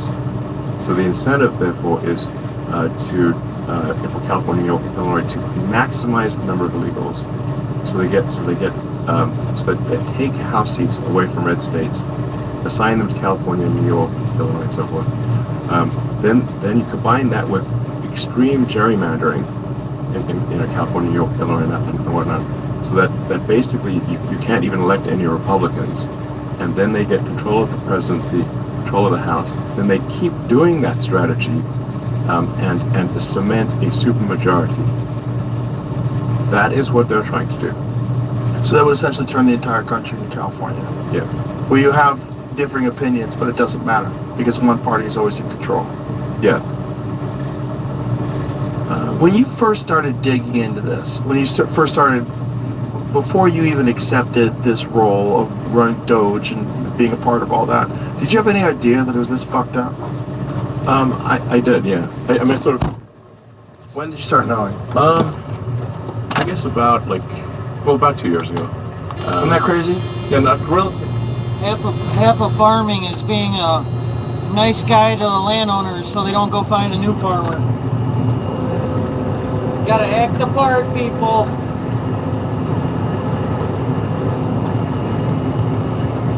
The guy just asked me, he said, have you hunted recently? I said, not since 2010 in Afghanistan.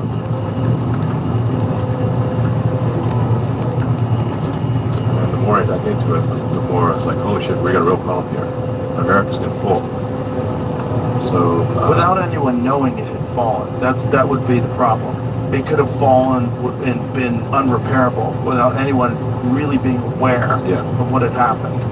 Especially if you didn't buy from Twitter. yes, it's like buying Twitter was a huge pain in the ass, and made me a pincushion of attacks. Like dab.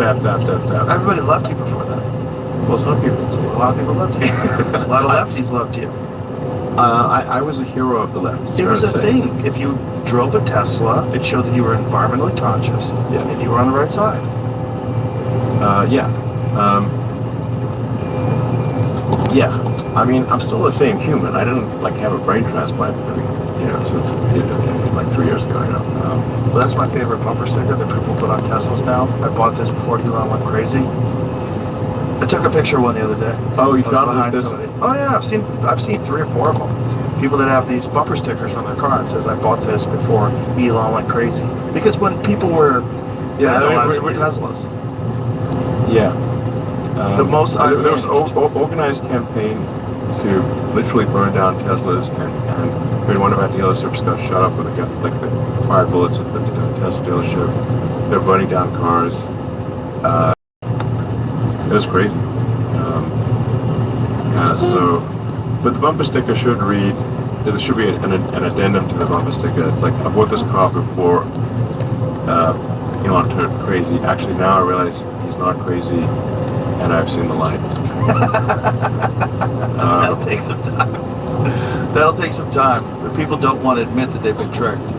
Yeah, and They there's don't like like that that. old saying where it's like it's really easy to fool somebody, but it's almost impossible to convince someone that they were fooled. Yeah. It's much easier to fool them than to convince them they've been fooled. People cling to their ideas. Yeah. Especially if they've publicly stated these things. They get very embarrassed of being foolish. Yeah, people most of the time they double down. And they find echo chambers. Yeah, but there's the thing is that I've seen more and more people who were convinced of the sort of woke ideology see the light. Yeah. So not everyone, but it's more and more are seeing the light, and it tends to happen when something happens that really directly affects you. Right. There was a friend of mine who was living in the San Francisco Bay Area, and they tried to trans his daughter. To the point where the school sent the police to his house to take his daughter away from him. Now that's going to radicalize. Well, that's going to shake you out of your group structure. Now I know. So it was an activist at the school that was trying to do this? Yeah, the school and the state of California conspired to turn his daughter against him and make her take life-altering drugs that would have sterilized her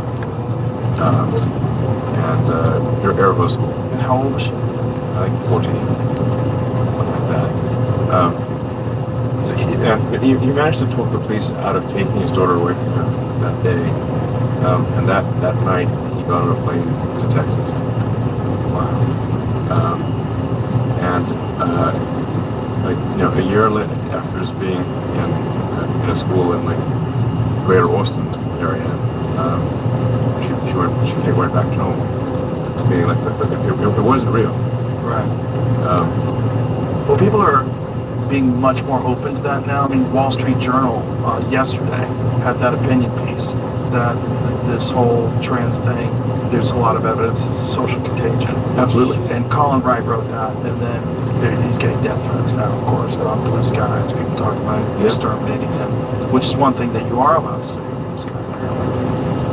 And you're allowed to say horrible things about people who say possibly truthful things about this whole social contagion, because that's what, when you get 9 kids that are in a friend group and they all decide to turn trans together, Yeah. something's wrong. Something's wrong. It's not statistically yeah, like here's feasible.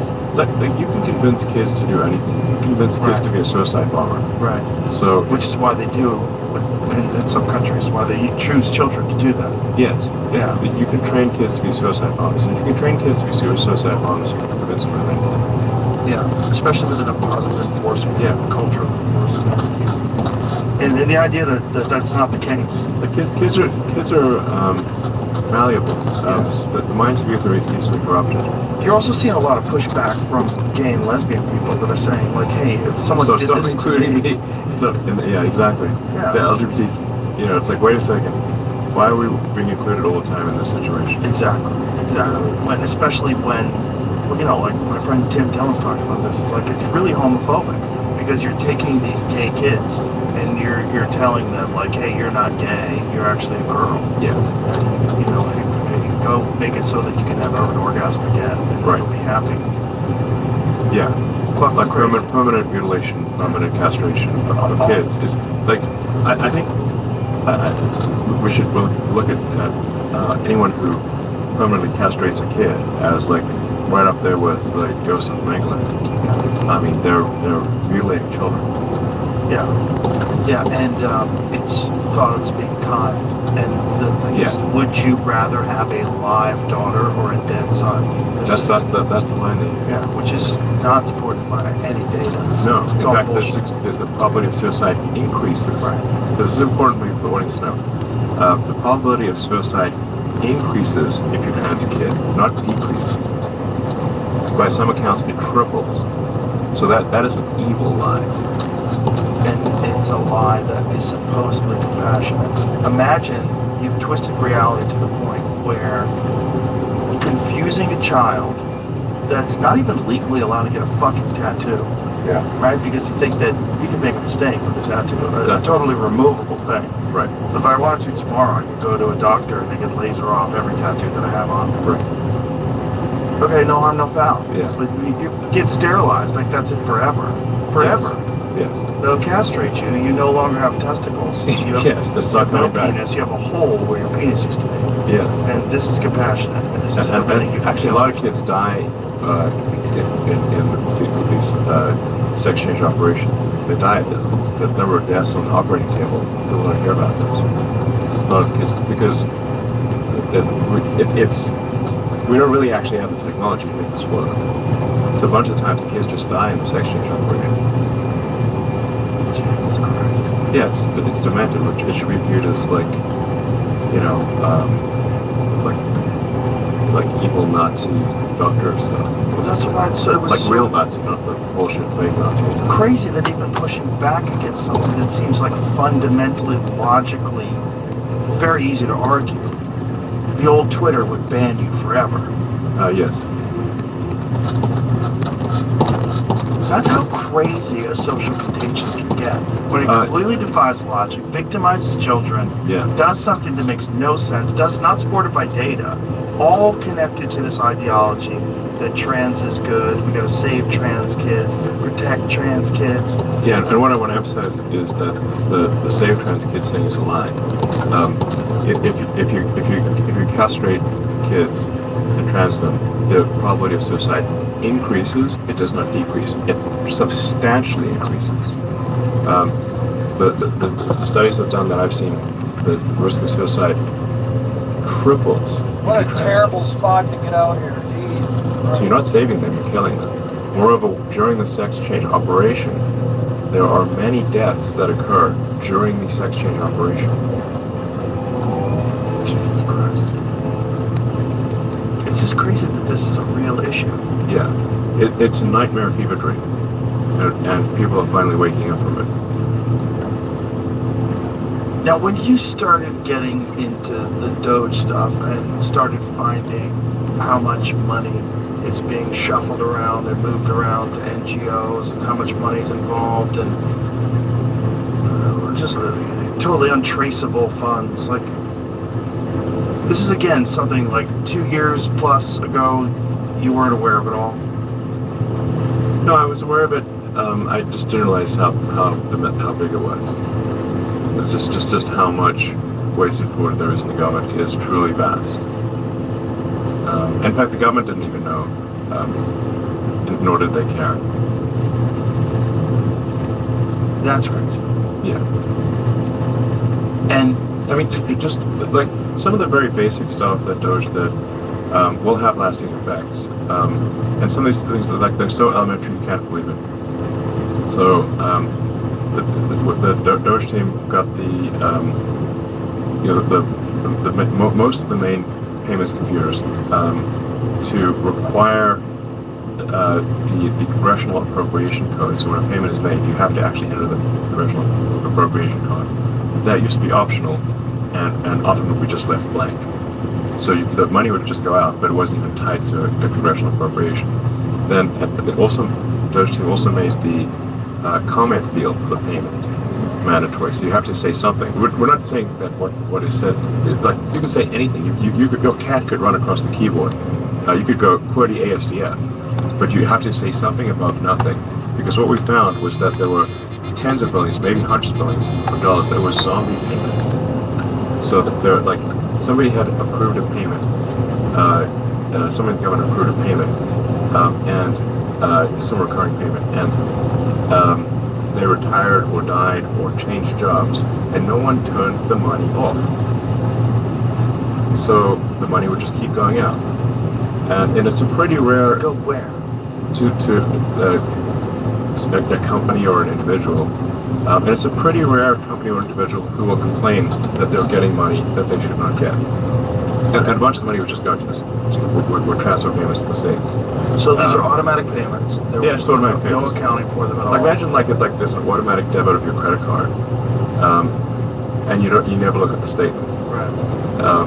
So it's just money going out. That's why I call them zombie payments. They might have been legitimate at one point, but the person who approved that recurring payment changed jobs, died, retired, or whatever, and no one ever turned the money off. My guess is that's probably at least $100 billion a year, maybe 200. And going where?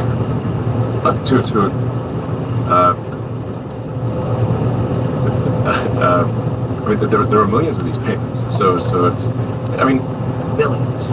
Yes. Millions of payments that are going to who knows where. Yes, so in a bunch of cases there are fraud rings that operate, professional fraud rings that operate to exploit the system. They figure out some security hole in the system and they just do professional fraud. That's where we found, for example, people who were 300 years old in the Social Security Administration database. Now, I thought that this was a mistake of not registering their deaths. That people were born like a long time ago and it had defaulted to like a certain number. This is so screwed up of an entrance and exit in this place.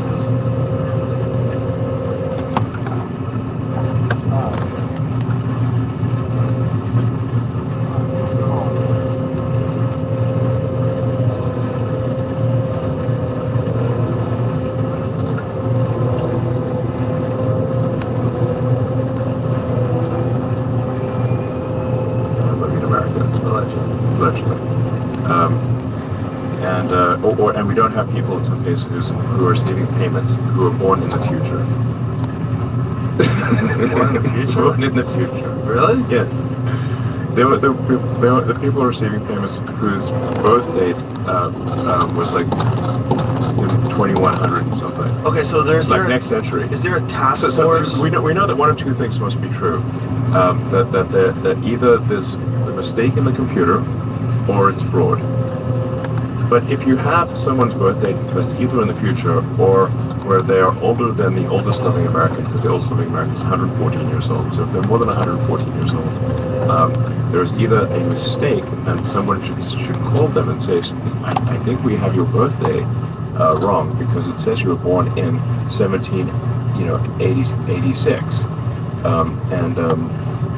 That was before, before there was really an America. It was like, that's kind of early. We're still fighting England type of thing. It's like this person either needs to be in the Guinness Book of World Records, or they're not alive. But still, at the end of the day, money is going towards that account that's connected to this person that is either non-existent or so dead.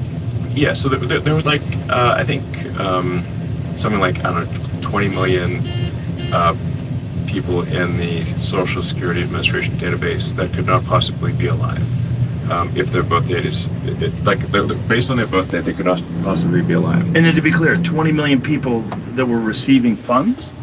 A bunch of most of them were not receiving funds. Some of them were receiving funds. Most were not receiving funds. So let me tell you how the scam works. It's a bank shot. So the Social Security Administration database is used as